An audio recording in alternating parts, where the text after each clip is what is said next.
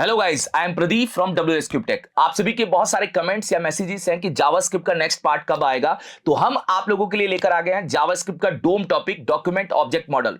बिल्कुल fresh topic है। यहाँ पे डेप्थ लेवल पे हम डोम को क्लियर करेंगे कि डॉक्यूमेंट ऑब्जेक्ट मॉडल होता क्या है, डॉक्यूमेंट ऑब्जेक्ट मॉडल के थ्रू हम क्या क्या चीजें बना सकते हैं। देखिए, अगर आप लोगों ने HTML का यूज करके स्ट्रक्चर बना लिया है, CSS का यूज करके आपने स्टाइलिंग ऐड कर दी है, तो ये जो डोम है ये आपकी वेबसाइट पे लॉजिकली टास्क परफॉर्म करेगा।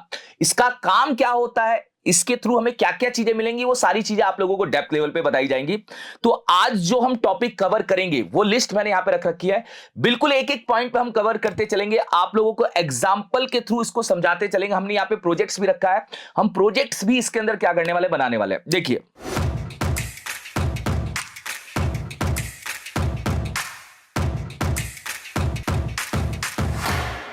यहां पे हम ये समझेंगे सबसे पहले कि डोम क्या है। बहुत इंपॉर्टेंट है कि डोम होता क्या है, फिर ये इंपॉर्टेंट क्यों है ये भी हम देखेंगे। फिर आप डोम का यूज करके किसी भी HTML एलिमेंट को सेलेक्ट कैसे कर पाएंगे, मतलब सेलेक्टर्स भी हमें समझने पड़ेंगे। फिर इवेंट हैंडलिंग आप कैसे कर पाओगे, मतलब अगर आपको कोई ऑन क्लिक पे काम करना है, या क्लिक करके आपको किसी को खुलवाना है, या क्लिक करके किसी का कलर चेंज करना है, वो सारी चीजें कैसे प्रोसेस करेंगी वो हम देखेंगे। फिर हम यहां पे एलिमेंट के एट्रीब्यूट्स कैसे बदल सकते हैं, एलिमेंट पे क्या क्या वर्किंग कर सकते हैं, ये हम पूरा प्रोसेस देखने वाले हैं। फिर क्लास लिस्ट ऑब्जेक्ट को देखेंगे, इसके थ्रू हम स्टाइलिंग कैसे एलिमेंट पे डालेंगे वो भी हम प्रोसेस यहां पे सीखने वाले हैं। फिर हम ट्रैवर्सिंग मेथड्स को भी समझेंगे कि आप किसी चाइल्ड के थ्रू पेरेंट एलिमेंट पे कैसे पहुंचोगे, उसका सिबलिंग एलिमेंट्स कैसे मिलता है, उसका प्रीवियस सिबलिंग एलिमेंट कैसे मिलता है, ये सारी चीजें मैं आप लोगों को बताऊंगा। फिर आपके सामने प्रोजेक्ट्स आएंगे, 3 छोटे प्रोजेक्ट रखे हैं अभी मैंने, क्योंकि मेरा जो मेन फोकस होगा वो फोकस होगा आपको डोम को समझाने में। अगर आपने डोम के टॉपिक को समझ लिया तो फिर आप किसी भी टाइप के ब्राउजर ओरिएंटेड प्रोजेक्ट को कर पाएंगे, मतलब आपको वेबसाइट पर अगर कोई भी प्रोजेक्ट होगा वो आप कर पाएंगे। तो पहले हम देखेंगे यहां पे शो हाइड पासवर्ड, कि मान लीजिए कि आपके सामने एक टेक्स्ट बॉक्स है और एक आइस का बटन है, आइस के क्लिक पे वो पासवर्ड शो हो जाना चाहिए, और जब हम दोबारा क्लिक करेंगे वो हाइड हो जाना चाहिए। हम लॉगिन ऑफ कैनवास मॉडल देखेंगे, इसके लिए मैं आपके सामने एग्जांपल ओपन कर देता हूं। यहां पे देखिएगा, मैं यहां जाता हूं और यहां जाके मैं एक एग्जांपल आप लोगों के लिए सामने ओपन कर देता हूं। WSCube टेक की वेबसाइट है, मुझे इस टाइप का मॉडल बनाना है कि ये जो डिव है, ये डिव राइट से लेफ्ट होके स्लाइड कैसे होके आई है, ये जो प्रोसेस है ये जावास्क्रिप्ट के थ्रू कैसे बनेगा, क्योंकि जावास्क्रिप्ट का जो डोम टॉपिक है वो आपके HTML स्ट्रक्चर पे मॉडिफिकेशन डाल सकता है, डायनेमिकली मॉडिफिकेशन डाल सकता है। अभी मैं समझाऊंगा वो कैसे डालता है, वो सारी चीजें हम प्रोसेस करेंगे। फिर हम यहाँ पे एक और टॉपिक देखेंगे कि आप एक्कॉर्डियन कैसे बनाओगे, मतलब FAQ का सेक्शन कैसे बनाओगे। जैसे एक एग्जांपल के तौर पे मैं यहां जाता हूं और यहां जाके आपको एक एग्जांपल दिखा देता हूं। मान लीजिए कि मुझे इस टाइप का FAQ सेक्शन बनाना है, तो वो मैं FAQ सेक्शन कैसे बनाऊंगा, जैसे क्वेश्चन के क्लिक पे आंसर खुलवाना है, ऐसे हमें लॉजिक्स को क्या करना है, जनरेट करना है, ये काम हम कैसे करेंगे, ये पूरा प्रोसेस आप लोगों को बताया जाएगा।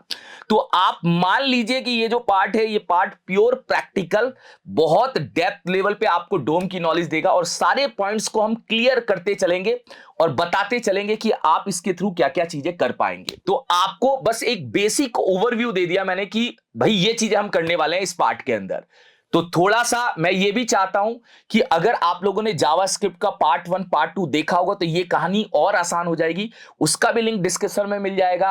HTML CSS भी मैंने बना रखा है, उसका भी लिंक डिस्क्रिप्शन में मिल जाएगा, जिससे हम HTML के थ्रू स्ट्रक्चर या CSS के थ्रू स्टाइलिंग डाले तो आपको प्रॉब्लम ना आए, वो भी आप देख सकते हैं अपनी रिक्वायरमेंट के हिसाब से। नहीं तो आप डोम को एक डेप्थ पॉइंट पे क्या करेंगे, क्लियर करेंगे। चलिए, इस वीडियो को स्टार्ट करने से पहले अगर आप चाहते हैं प्रॉपर गाइडेड मेंटरशिप जिससे आप एक अच्छे वेब डेवलपर बन पाए और एक अच्छी जॉब गेन कर पाए, तो WSCube टेक का फुल स्टैक वेब डेवलपमेंट का मेंटरशिप प्रोग्राम है केवल आप लोगों के लिए। यहां पे हम मर्न स्टैक का यूज करके 360 डिग्री फुल स्टैक को सीखेंगे। यहां पे हम फ्रंट एंड में React.js और Next.js को सीखने वाले हैं, बैकएंड के अंदर हम MongoDB, Express.js और Node.js को सीखेंगे। यहां पे हम मिंत्रा जैसी वेबसाइट का क्लोन, Zomato जैसी वेबसाइट का क्लोन, स्विगी जैसी वेबसाइट का क्लोन, नेटफ्लिक्स जैसी वेबसाइट का क्लोन बनाने वाले, जिससे आप एक लाइव प्रोजेक्ट जैसा एक्सपीरियंस ले पाए। अगर आप लोग भी डेमो क्लास के लिए इंटरेस्टेड है या डेमो क्लास में एनरोल कराना चाहते हैं तो फॉर्म का लिंक डिस्क्रिप्शन में मिल जाएगा, या आप दिए हुए नंबर पे भी कॉल कर सकते हैं। तो चलिए हम स्टार्ट करते हैं इस डोम की जर्नी को। डोम ना आपके HTML स्ट्रक्चर की ट्री होती है। HTML स्ट्रक्चर की ट्री का मतलब क्या होता है सर, जैसे मान लीजिए कि आप जब भी कोई पेज बनाते हैं तो आप सबसे पहले यहां पे HTML नाम का टैग लिखते हैं। अब HTML नाम का टैग लिखा, अब इसके 2 पार्ट करते हैं। आप यहां पे एक लिखते हैं हेड टैग और आप यहां पे लिखते हैं बॉडी टैग। ठीक है, हेड के अंदर आप क्या करते हैं, मेटा टैग्स लगाते हैं, मगर हम यहां पे टाइटल ले लेते हैं, टाइटल नाम का टैग भी होता है। ठीक है, टाइटल नाम के टैग के अंदर हमने यहां पे लिखा होम, ये होम हमारा क्या हो गया, टाइटल हो गया। बॉडी के अंदर मान लीजिए कि आपने एक यूएल बनाया और यूएल के अंदर आपने यहां पे 3 एलाइज रखी हैं। पहली एलाइज के अंदर आपने एचटीएमएल लिखा है, दूसरी एलआई के अंदर आपने यहां पे क्या रखा है, सीएसएस लिखा है, और तीसरी एलआई के अंदर आपने यहां पे क्या लिखा है, जावास्क्रिप्ट लिखा है। तो ये जो आपने पूरी ये जो ट्री बनाई है, ये जो आपने एचटीएमएल स्ट्रक्चर बनाया, इसी को आप डॉक्यूमेंट ऑब्जेक्ट मॉडल बोलेंगे। अब होता क्या है कि जब भी आपका पेज लोड होता है तो डॉक्यूमेंट ऑब्जेक्ट मॉडल बनके तैयार हो जाता है। अब डोम जो होगा सर, वो मतलब डॉक्यूमेंट हमें पता कैसे चलेगा, डॉक्यूमेंट हमें दिखेगा कैसे, मतलब एक्चुअल में क्या होता है, जब भी आप पेज बनाते हो ना, पेज के ऊपर एक डॉक्यूमेंट नाम का ऑब्जेक्ट बन जाता है। डॉक्यूमेंट नाम का ऑब्जेक्ट क्या करता है, पूरे पेज को अपने अंदर स्टोर कर लेता है। तो डॉक्यूमेंट ऑब्जेक्ट भी हमें कौन देता है, जावास्क्रिप्ट देता है, और जावास्क्रिप्ट के पास ये डॉक्यूमेंट ऑब्जेक्ट होता है और ये पूरे स्ट्रक्चर को अपने अंदर स्टोर कर लेता है। अब इसका यूज करके आप क्या कर पाओगे, मतलब मेन मुद्दा यह है कि डॉक्यूमेंट ऑब्जेक्ट मॉडल से हम क्या कर पाएंगे, इसके थ्रू हम क्या बना पाएंगे, ये हमें क्या फैसिलिटी देगा, उस पे आते। देखो, डॉक्यूमेंट ऑब्जेक्ट मॉडल का मेन काम क्या होता है, डॉक्यूमेंट ऑब्जेक्ट मॉडल का मेन काम है डायनेमिकली चेंजेस करना। अब डायनेमिकली चेंजेस करने का मतलब है, जैसे हमारे कंटेंट को क्या करना, डायनेमिकली चेंजेस करना, इनेबल डायनेमिक कंटेंट अपडेट्स। अब इसका मतलब क्या है, ये आपके HTML एलिमेंट्स के ऊपर या HTML का जो भी स्ट्रक्चर बना है, जो भी ट्री बनी है, उनके अंदर अगर आपको कोई भी डायनेमिकली चेंजेस करने हैं तो आप डोम का यूज कर सकते हो। डायनेमिकली चेंजेस का मतलब है कि आपको कोई एलिमेंट ऐड करना है, कोई एलिमेंट डिलीट करना है, एलिमेंट के एट्रीब्यूट बदलने हैं, एलिमेंट पे कोई स्टाइलिंग डालना है, आपको कोई भी सीएसएस का टास्क करना है, आपको एलिमेंट के अंदर के एट्रीब्यूट की वैल्यू बदलनी है, एट्रीब्यूट ही चेंज करना है, ये सारे काम कौन करेगा, डोम। तो डोम आपके HTML एलिमेंट्स को डायनेमिकली मॉडिफाई करने का काम करता है। ये इसकी सबसे बड़ी फैसिलिटी है।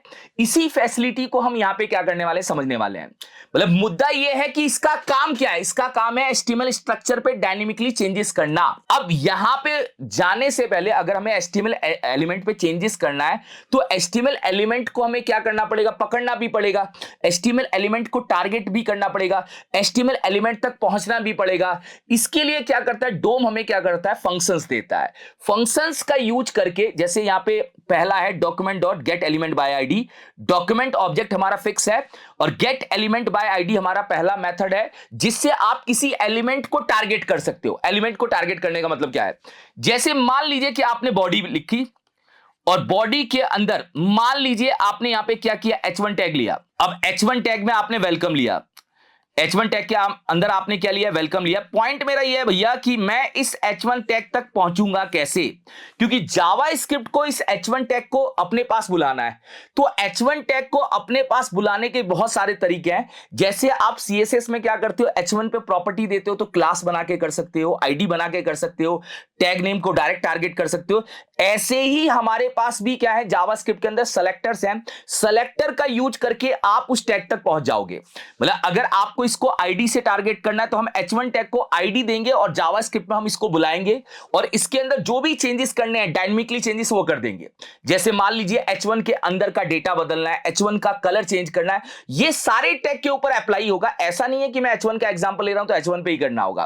तो डॉक्यूमेंट ऑब्जेक्ट मॉडल का यूज करके आप अपने एलिमेंट पे कोई भी चेंजेस कर सकते हो, वो फैसिलिटी लेके आता है डोम। अब ये हमारे क्या है, कुछ सेलेक्टर के मेथड्स हैं, इनको हम एक एक करके क्या करेंगे, समझेंगे। और हम यहां पे भाई प्रोजेक्ट पे भी काम करने वाले हैं, तो प्रोजेक्ट वाइज हम इसको क्या करेंगे, समझते हुए चलेंगे। तो मुद्दा यही है कि डोम की फैसिलिटी आपको यह काम दिलाएगी कि आप किसी HTML एलिमेंट्स पे क्या कर पाए, चेंजेस कर पाए। चाहे उस एलिमेंट में उसको डिलीट करना है, अपडेट करना है, एट्रीब्यूट बदलना है, स्टाइलिंग डालना है, ये सारी फैसिलिटी लेके आता है डोम। अब मुद्दा यह है कि सर पहले ना आप दिखाओ कि डॉक्यूमेंट है क्या। देखो यहां पे दिखाता हूं, एक सिंपल है। देखो वैसे तो मैंने console.log करके रख रखा था, मैं इसको हटाता हूं और यहां से इसको लाइव सर्वर पे मूव करता हूं। यहां जाते देखो, एक बार मैं यहां जाता हूं और यहां जाके आपको दिखाता हूं कि डोम जो होता है ना, मतलब जो हमारा डॉक्यूमेंट होता है, मतलब पूरा पेज है एक डॉक्यूमेंट ही है मान लो, और जो आपने स्ट्रक्चर बना दिया जैसे एचटीएमएल हेड बॉडी, ये जो पूरा स्ट्रक्चर बना के तैयार किया वो एक मॉडल का काम कर रहा है। तो डॉक्यूमेंट ऑब्जेक्ट मॉडल का मतलब है आपके एचटीएमएल की स्ट्रक्चर की बनी हुई ट्री। अब मैं यहां जाता हूं और यहां जाके लिखता हूं console.log के अंदर हम यहां पे लिखते हैं विंडो। विंडो ऑब्जेक्ट भी क्या है, जावास्क्रिप्ट का प्री डिफाइंड ऑब्जेक्ट है, और यहां लिखते हैं हम डॉक्यूमेंट। ये केवल समझाने के लिए भाई, इससे कुछ होने वाला नहीं है, ये केवल समझाने के लिए आप लोगों को। अब जाके यहां पे देखिएगा, राइट क्लिक, मैं यहां पे रिफ्रेश करता हूं और रिफ्रेश करके राइट क्लिक करके इंस्पेक्ट करके कंसोल में जाता हूं और यहां पे जाके क्लिक कर दो। देखो ये जो पूरा जो ये आया है, इसने क्या किया, पूरे एलिमेंट्स को अपने अंदर स्टोर कर लिया। तो डॉक्यूमेंट मतलब पूरा पेज है, और ऑब्जेक्ट का मतलब है कि आपके जो भी छोटे छोटे ये एलिमेंट्स है, हेड बॉडी जो भी है, इन एलिमेंट्स को जावास्क्रिप्ट क्या बोलता है, ऑब्जेक्ट बोलता है, और जो स्ट्रक्चर बन के आया है वो आपका मॉडल है। इसका यूज करके आप कोई भी डायनेमिकली चेंजेस कर सकते हैं। इस तक हम पहुंचेंगे और इस पे हम वर्क भी करेंगे। तो एक एक करके हम यहाँ पे क्या करने वाले, प्रोसेस करने वाले हैं। पहला प्रोसेस यही है कि सर किसी भी एचटीएमएल एलिमेंट को हम टारगेट करने के लिए आईडी का यूज कैसे करेंगे। जैसे मान लीजिए कि आपने यहां पे H1 लिया और H1 में आपने यहां पे लिखा है वेलकम टू WS। क्या लिखा है, वेलकम टू WS यहां पे लिखा है, और मैं यहां पे इसको क्या करता हूं, रन कर लेता हूं। ये आगे चलिए। अब मुद्दा यह है कि सिंपल सा लॉजिक बताइए सर, मुझे ना इस एलिमेंट को जावास्क्रिप्ट में बुलाना है। तो जावास्क्रिप्ट में इस एलिमेंट को बुला सकते हो, फिर उसके मेथड्स यूज करने पड़ेंगे, मतलब डॉक्यूमेंट के हमारे मेथड्स हैं, फंक्शंस हैं, उसको यूज करके आप इसको जावास्क्रिप्ट में एक्सेस कर सकते हो। तो पहला मेथड हम यहां पे आईडी का यूज करके काम कैसे करेंगे वो बता रहा हूं। तो आपको H1 टैग को देनी है एक आईडी, कोई भी आईडी हो सकती है। मैंने इसकी आईडी दी है हेडिंग। अब मैं सबसे पहले बता रहा हूं कि आप किसी भी एलिमेंट को बुलाओगे कैसे जावास्क्रिप्ट में, फिर चेंजेस करोगे ना। पॉइंट मेरा यह है कि आप H1 टैग को बुलाओगे कैसे, और फिर बुला के चेंजेस कैसे करते हो वो हम यहां पे फील लेने वाले, ये समझने वाले हैं। देखो, तो सबसे पहले समझिएगा कि ये सर एक हेडिंग टैग है, इसको आप लोगों ने आईडी दी है, इस आईडी को टारगेट करके जावास्क्रिप्ट इसको बुलाएगा कैसे। तो आपको सिंपल सा यहां पे एक वेरिएबल बनाना है, लेट, मैंने यहां पे वेरिएबल बनाया, मान लीजिए सिंपल सा एक वेरिएबल बनाया यहां पे हेडिंग एलिमेंट, या कोई भी नाम दे सकते हैं हम, यहां पे हेडिंग एलिमेंट नाम दे दिया मैंने, ठीक है। और फिर मैंने क्या किया, यहां लिखा डॉक्यूमेंट। अब डॉक्यूमेंट जो है प्री डिफाइंड ऑब्जेक्ट है जावास्क्रिप्ट का, इसके पास मेथड है gate element by ID. Gate element by ID का मतलब है किसी भी टैग को आईडी से क्या करना, टारगेट करना। और राउंड ब्रैकेट के अंदर हमने यहां पे लिखा है ये हेडिंग। अब ये जो हेडिंग मैंने यहां पे लिखी है, ये बता रहा है कि किसी डॉक्यूमेंट को ढूंढो गेट एलिमेंट बाय आईडी से, जिसकी आईडी हेडिंग है उसको ढूंढ के ले आओ। और ये क्या करेगा, ये जाएगा और जाके पूरे पेज में हेडिंग नाम की आईडी को ढूंढेगा और ढूंढ के लाके उस एलिमेंट को इस वेरिएबल में डाल देगा। ये जो वेरिएबल हमने बनाया इसके अंदर आ जाएगा। चाहो तो आप console.log करके देख लो। जैसे ही मैं console.log करके हेडिंग एलिमेंट देखूंगा, आपके सामने ये हेडिंग एलिमेंट यहां पे मिल जाएगा। देखिए मैं रिफ्रेश करता हूं, ये मिल गया, देखिए ये मिल गया, ये हेडिंग एलिमेंट हमारे सामने आ चुका है। ये जो हेडिंग एलिमेंट है, ये हेडिंग एलिमेंट आया किसके थ्रू है, जावास्क्रिप्ट के थ्रू आया है। तो आप ये समझिए कि अगर आपको किसी एलिमेंट में चेंजेस करने, तो सबसे पहला काम है उस एलिमेंट तक आप पहुंचोगे कैसे। मतलब मुद्दा यह है कि आप उसको टारगेट कैसे करोगे, उस एलिमेंट तक पहुंचने का तरीका क्या होगा। जब तक आप उस एलिमेंट तक पहुंचोगे नहीं, तब तक आप उस पर काम नहीं कर पाओगे। तो एलिमेंट को टारगेट करने का तरीका हमने सीखा। अभी हमने जो तरीका सीखा है वो आईडी से सीखा है। अब सर इसके अंदर क्या हम चेंजेस कर सकते हो वो बताइए। देखिए मैं एक सिंपल सा बताता हूं, मुझे ना इसके अंदर क्या टेक्स्ट पड़ा है वो निकालना है। मान लीजिए कि आपने यहां लिखा है वेलकम टू WS, मुझे इसको यहां से क्या करना है, गेट करना है। तो वेलकम टू WS को गेट करने का तरीका क्या होगा, जो ये वेलकम टू WS है, मुझे इसके अंदर का टेक्स्ट क्या करना है, जावास्क्रिप्ट में गेट करना है। तो दो हमारे पास क्या होती है, की होती है। मतलब एक्चुअल में देखो, ऑब्जेक्ट की फंक्शनैलिटी आपको पता है, ऑब्जेक्ट में जब भी हम कोई चीज एक्सेस करते हैं तो डॉट लगा के हम की पास करते हैं। तो हेडिंग एलिमेंट जो हमारा है, ये पूरे इस टैग को बता रहा है। इस टैग के ऊपर आपको क्या करना है, इसके बीच का डेटा निकालना है। तो एक्चुअल में दो हमारे पास की होती है, वो की फिक्स होती है। जब भी आप कोई ऐसे एलिमेंट पे काम कर रहे हो जो पेयर एलिमेंट है, जिसके बीच में कोई डेटा पड़ा है, उसका डेटा निकालना होगा। तो हेडिंग एलिमेंट जो है ये इसकी बात कर रहा है। और एक और चीज क्लियर कर देता हूं, जो राइट होता है, राइट वाला पार्ट लेफ्ट में जाके स्टोर होता है। तो मान लीजिए आपने document dot gate element by ID का जो यूज किया है, उसमें जो आपने काम किया उसके थ्रू आपका हेडिंग टैग जाके कहां स्टोर हुआ है, हेडिंग एलिमेंट में। अब ये जो हेडिंग एलिमेंट है, ये हेडिंग एलिमेंट क्या कह रहा है सर, इस हेडिंग एलिमेंट के अंदर वेलकम टू डब्ल्यूएस पड़ा, इसको निकालिए। तो आप इसके लिए यूज कर सकते हैं डॉट लगा के इनर एचटीएमएल। इनर एचटीएमएल भी फिक्स की है, मगर ये बता रहा है कि इस वेरिएबल के अंदर का इनर एचटीएमएल निकालो। इससे क्या मिलेगा, इसके अंदर का डेटा मिल जाएगा। देखिए वेलकम टू डब्ल्यूएस आप लोगों के सामने आ चुका है। अब देखो इनर एचटीएमएल में क्या होता है कि अगर इन द केस आपने इसको यू टैग में डाला, इसको आपने क्या किया, यू टैग में डाला, तो इनर एचटीएमएल क्या करता है, जो भी इसके बीच में पड़ा है, जो भी इसके बीच में पड़ा है वेलकम यू टैग के साथ में डब्ल्यूएस, इसको पूरा उठा के निकाल के दे देगा। तो यहां पे ये पूरा उठ के आ गया। एक होता है हमारा यहां पे कंसोल डॉट लॉग करते हैं, और कंसोल डॉट लॉग में हम यहां पे देखते हैं कि अगर मुझे केवल इसके अंदर का टेक्स्ट निकालना है, टेक्स्ट का मतलब क्या होता है कि welcome to W S U tag आपका छूट जाए, तो आप यहां पे यूज कर सकते हैं heading element dot inner text. Inner text का यूज करके केवल आप अंदर का टेक्स्ट निकाल पाओगे। इनर टेक्स्ट, इनर टेक्स्ट से केवल आपके अंदर का टेक्स्ट आप लोगों के सामने क्या होगा, आ जाएगा। तो दोनों में अंतर क्या है, दोनों में अंतर यह है कि ये क्या कर रहा है, ये आपके अंदर के एलिमेंट के साथ में कंटेंट को निकाल रहा है, और ये केवल टेक्स्ट को निकाल रहा है, मतलब यू टैग को छोड़ देता है। अब यहां पे एक और क्वेश्चन बना लेते हैं। मान लीजिए कि सर आपने हेडिंग का डेटा जो निकाला है, क्या हम उसको किसी डिव में स्टोर कर सकते हैं? कर सकते हैं भाई, ये फैसिलिटी आपको डोम के थ्रू ही मिलने वाली है। तो एक डिव बना लीजिए। मैंने डिव को भी एक आईडी दी, क्योंकि हम आईडी का यूज करके काम कर रहे हैं, तो आईडी पे ही लॉजिक समझते हैं। डिव को मैंने एक आईडी दी है रिस्पॉन्स, या कोई भी आईडी दे दो, स्टोर रिस्पॉन्स या रिस्पॉन्स दे दिया। इस डिव के अंदर जो भी हेडिंग के अंदर डेटा पड़ा है वो डिव में डालना है। हेडिंग के अंदर डेटा का मतलब हेडिंग टैग को छोड़ के, भैया H1 टैग को छोड़ के जो अंदर पड़ा है वो इसके अंदर डालना है। तो आप क्या कर सकते हो, वापस से एक और यहां पे वेरिएबल ले सकते हो, RES एलिमेंट। मतलब RES एलिमेंट का मतलब क्या है सर, डिव का एलिमेंट। मैंने यहां लिखा document dot gate element by ID, ठीक है। गेट एलिमेंट बाय क्या लिखी है, आईडी लिखी है सर, बढ़िया। और गेट एलिमेंट बाय आईडी में मैंने क्या लिखा है, यहां पे लिखा है RES। ये इस डिव की आईडी है। मतलब आपने क्या किया, RES वाली डिव को भी टारगेट कर लिया। आपने यहां पे RES वाली डिव को भी टारगेट किया। RES वाली डिव किसकी बात करिए, सेकंड इस डिव की बात करिए। हमने यहां लिखा है RES वाली डिव के इनर एचटीएमएल के अंदर। मैंने बोला RES वाली डिव के इनर एचटीएमएल के अंदर। इनर एचटीएमएल का मतलब, इनर एचटीएमएल है ये यहां मैं चाहता हूं कि आपका हेडिंग का इनर एचटीएमएल आ जाए, तो heading element dot inner HTML. इस लाइन से ये हुआ कि हेडिंग का इनर एचटीएमएल चला जाएगा डिव के इनर एचटीएमएल के अंदर। तो जो भी हेडिंग के अंदर का डेटा है वो डेटा आपके डिव के बीच में पहुंच जाएगा, और आंसर में आ गया। देखो, तो आपने एक छोटा सा यहां पे क्या किया, टास्क समझा, और यहां पे आपने कौन से फंक्शंस को यहां पे समझा है वो भी मैं बता रहा हूं। आपने पहले फंक्शन को समझाया कि गेट एलिमेंट बाय आईडी कैसे काम करता है। अब हम यहां पे प्रोसेस करते हैं gate element by tag name. अब टैग नेम का मतलब क्या है, मैं यहां पे एग्जांपल बना लेता हूं। ये मेरा क्या है, एग्जांपल 2 है, क्योंकि पहले आपको इसके प्रोसेस को समझना पड़ेगा, फिर हम क्या करेंगे भैया, अपने मेन टास्क की तरफ बढ़ेंगे। तो हम यहां पे एचटीएमएल टैग स्टार्ट करते हैं, क्लोज करते हैं। अब जैसे मान लीजिए कि आपको किसी टैग नेम से उसको टारगेट करना है। टैग नेम से टारगेट करने का मतलब क्या है सर, मान लीजिए कि आपने यहां पे P लिखा, और P के अंदर आपने वेलकम लिखा, फिर P लिखा, फिर P के अंदर आपने WS लिखा, फिर P लिखा, P के अंदर आपने IAP लिखा। अब आप चाहते हैं कि मैं सारे P को क्या कर पाऊं, उठा पाऊं, सारे P को क्या कर पाऊं, टारगेट कर पाऊं। तो सारे P को टारगेट करने के लिए, सारे P को, अगर देखो सिंपल है, तीनों को अगर अलग अलग टारगेट करना, 3 आईडी देके टारगेट कर लीजिए। मतलब आपका कहना है कि मुझे सारे P को एक साथ में टारगेट करना है, तो हमें एक नया सेलेक्ट पढ़ेंगे जो है हमारा टैग नेम।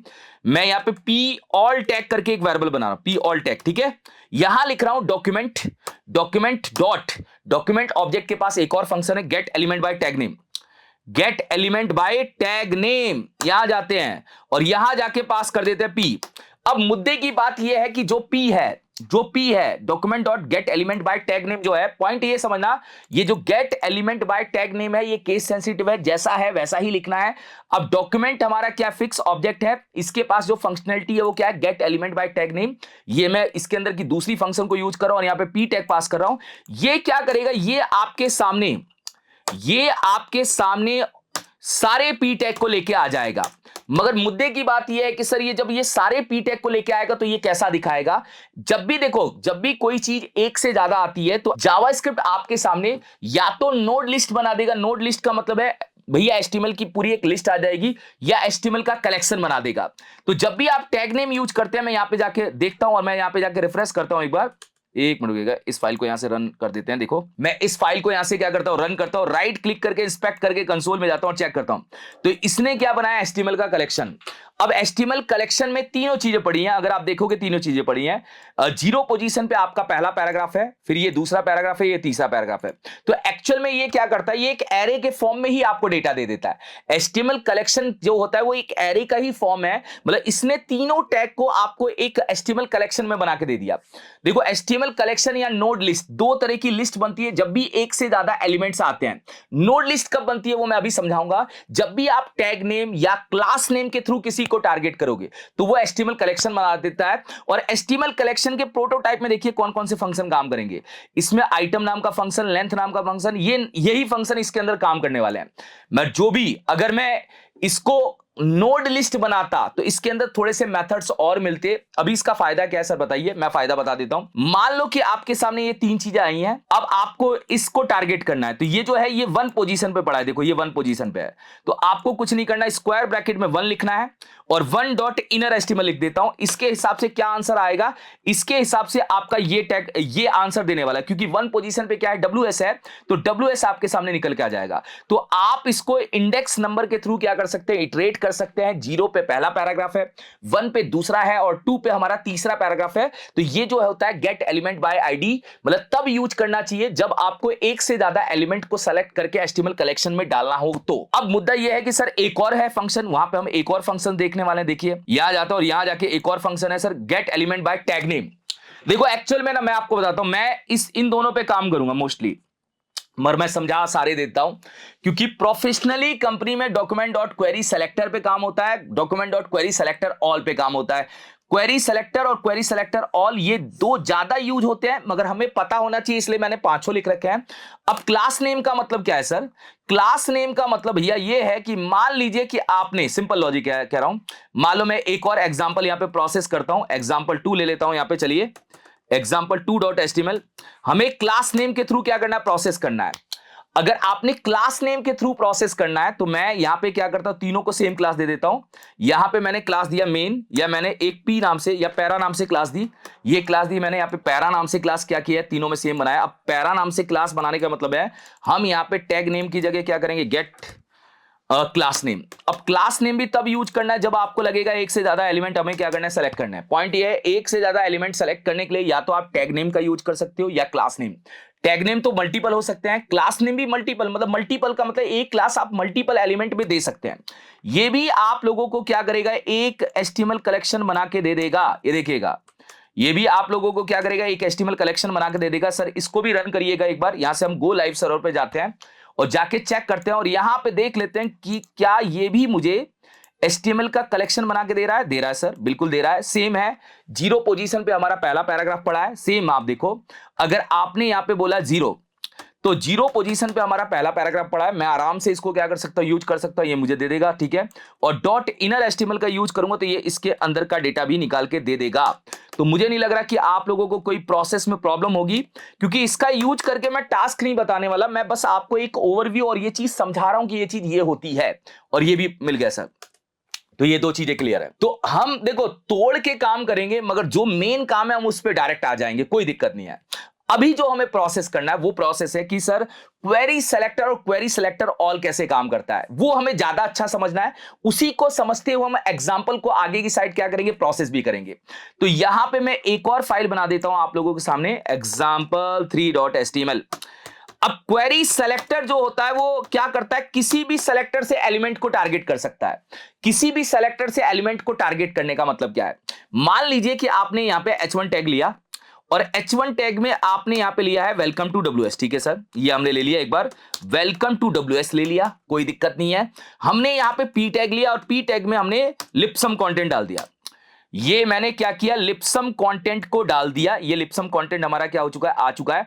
अभी देखो मैं ना वर्किंग क्या करूंगा वो मैंने नहीं बताया, मैं तो अभी एलिमेंट तक पहुंचने का तरीका बता रहा हूं, मतलब किसी भी एलिमेंट तक पहुंचा कैसे जाएगा। अब पहुंच के काम क्या करना वो तो आगे प्रोसेस करूंगा, डायनेमिकली चेंजेस करना नहीं बता रहा हूं, अभी एलिमेंट तक पहुंचना बता रहा हूं। अब सर मुझे ना इस h1 टैग तक पहुंचना है, तो आप यूज कर सकते हो क्वेरी सेलेक्टर का। क्वेरी सेलेक्टर कैसे काम करता है, यहां जाते हैं और यहां जाके लेट मैंने यहां पे सिंपल लिखा है कि मुझे ना हेडिंग टैग को बुलाना है। मैंने एक वेरिएबल ले लिया हेडिंग एलिमेंट। क्या लिया है? हेडिंग एलिमेंट नाम का एक वेरिएबल लिया और यहां लिखा है डॉक्यूमेंट डॉट क्वेरी सेलेक्टर, और क्वेरी सेलेक्टर के अंदर हम पास करेंगे h1। तो ये जो क्वेरी सेलेक्टर है, ये क्वेरी सेलेक्टर हमारी तीनों चीजों के लिए काम कर सकता है। मतलब क्वेरी सेलेक्टर को आप यूटिलाइज कर सकते हैं हर पॉइंट पे। हर पॉइंट पे यूटिलाइज करने का मतलब क्या है सर? क्वेरी सेलेक्टर आपका आईडी से भी टारगेट कर सकता है, क्लास पे भी काम करेगा और टैग नेम से भी टारगेट कर सकता है। तो क्वेरी सेलेक्टर का यूज करके हमें फायदा ये मिलेगा कि अगर आपको किसी एलिमेंट को क्लास से टारगेट करना होगा तो भी कर सकते हो, आईडी से टारगेट करना होगा तो भी कर सकते हो। क्वेरी सेलेक्टर इन प्रोसेस में बराबर काम करेगा। मगर मुद्दे की बात यह है कि क्वेरी सेलेक्टर कितने element at a time select करके लाएगा। जब भी आप क्वेरी सेलेक्टर को यूज करोगे तो query selector at a time एक एलिमेंट ही पिक करके लाएगा। जो भी पहला, जैसे अगर मान लीजिए आपने h1 टैग 2 बार ले रखा है जिसमें वेलकम टू IIP ले रखा है, तो क्वेरी सेलेक्टर सीधा माइंड लगाएगा पहले h1 पे। जो भी डॉक्यूमेंट के अंदर पहला h1 मिलेगा वो उसी का डेटा या उसी को टारगेट करके लेके आएगा। यहां पे आप टारगेटिंग सीख रहे हो कि किसी एलिमेंट तक पहुंचा कैसे जाएगा क्वेरी सेलेक्टर का यूज करके। तो क्वेरी सेलेक्टर का यूज करके अगर मैंने ये देखा तो आपके सामने क्या प्रोसेस हुआ वो देखिएगा। राइट क्लिक करके इंस्पेक्ट करके कंसोल में जाते हैं। अच्छा कंसोल नहीं गया, मैंने नहीं किया सर, कंसोल कर लीजिए। मैं कंसोल कर लूं ये वेरिएबल, ये लीजिए मैं कंसोल डॉट लॉग के अंदर ये वेरिएबल कंसोल कर लेता हूं। ये क्या लेके आता है देखिए। अब क्वेरी सेलेक्टर हमेशा सेलेक्ट करता है, मगर इंटरव्यू में भी क्वेश्चन पूछा जाता है कि क्वेरी सेलेक्टर हमेशा एक ही एलिमेंट को प्रोसेस करता है, एक ही एलिमेंट को एट ए टाइम सेलेक्ट करता है। सर अगर मुझे इसको सेलेक्ट करना हुआ तो क्या करेंगे? भैया इसको आईडी देकर सेलेक्ट कर लो। मैं आईडी दे देता हूं, यहां पे आईडी का नाम क्या कर देता हूं? हेडिंग 2। आईडी यूनिक होती है, एक बार अगर आपने किसी एलिमेंट को दे दी दोबारा नहीं देना आपको। तो मैं अगर यहां जाऊंगा तो जाके अगर मैं यहां पे इसको एक और वेरिएबल में स्टोर करूंगा और इसको दूंगा मैं हेडिंग 2 एलिमेंट नाम का एक वेरिएबल ले लेते हैं और यहां पे हम हैश का यूज करके आईडी से भी टारगेट कर सकते हैं।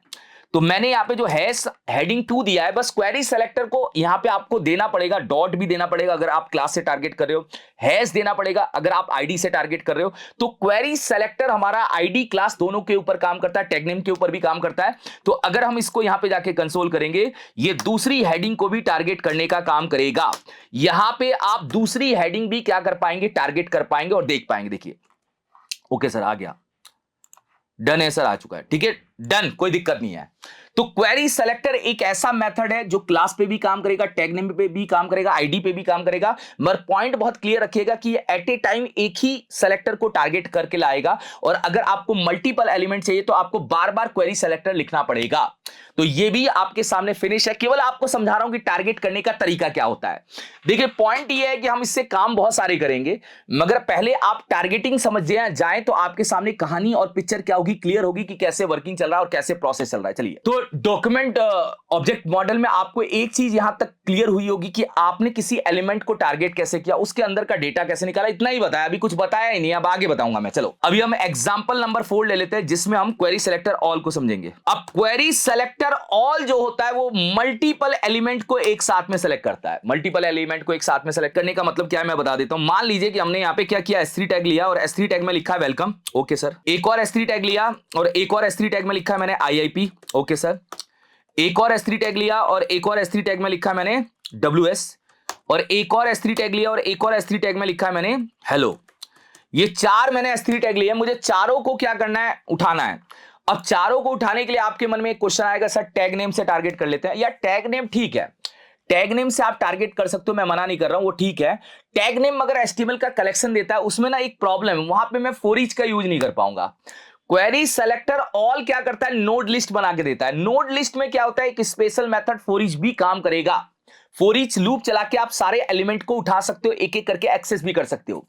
कैसे सर आप बताइए। देखिए मैं स्क्रिप्ट टैग का यूज कर रहा हूं, लेट करके यहां पे मैंने एक वेरिएबल लिया, लेट ऑल हेडिंग, क्या लिया, लेट ऑल हेडिंग। मैंने ऑल हेडिंग नाम का वेरिएबल लिया और यहां लिखा है document dot query selector all. Query selector all का मतलब है भैया मल्टीपल ऑल को उठाना है, मल्टीपल एलिमेंट्स को बुलाना है, और मैंने बोला सारे S3 टैग को बुला लो। तो ये क्या करेगा, ये आपके सामने पॉइंट बहुत क्लियर है कि जब आप क्वेरी सेलेक्टर ऑल को यूज करोगे तो क्वेरी सेलेक्टर ऑल क्या करने वाला है मैं बता देता हूं। क्वेरी सेलेक्टर ऑल का काम है, ये आपके सामने एक नोड लिस्ट बनाएगा।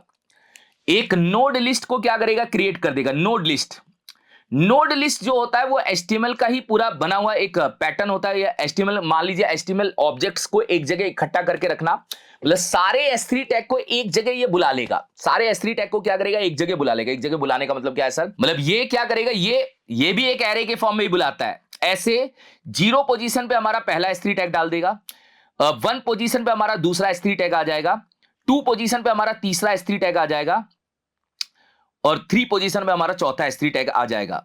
तो ये हमें ना क्या करता है, एक नोड लिस्ट बना के देता है। अब नोड लिस्ट के ऊपर ना आपका फॉर ईच फंक्शन काम करता है।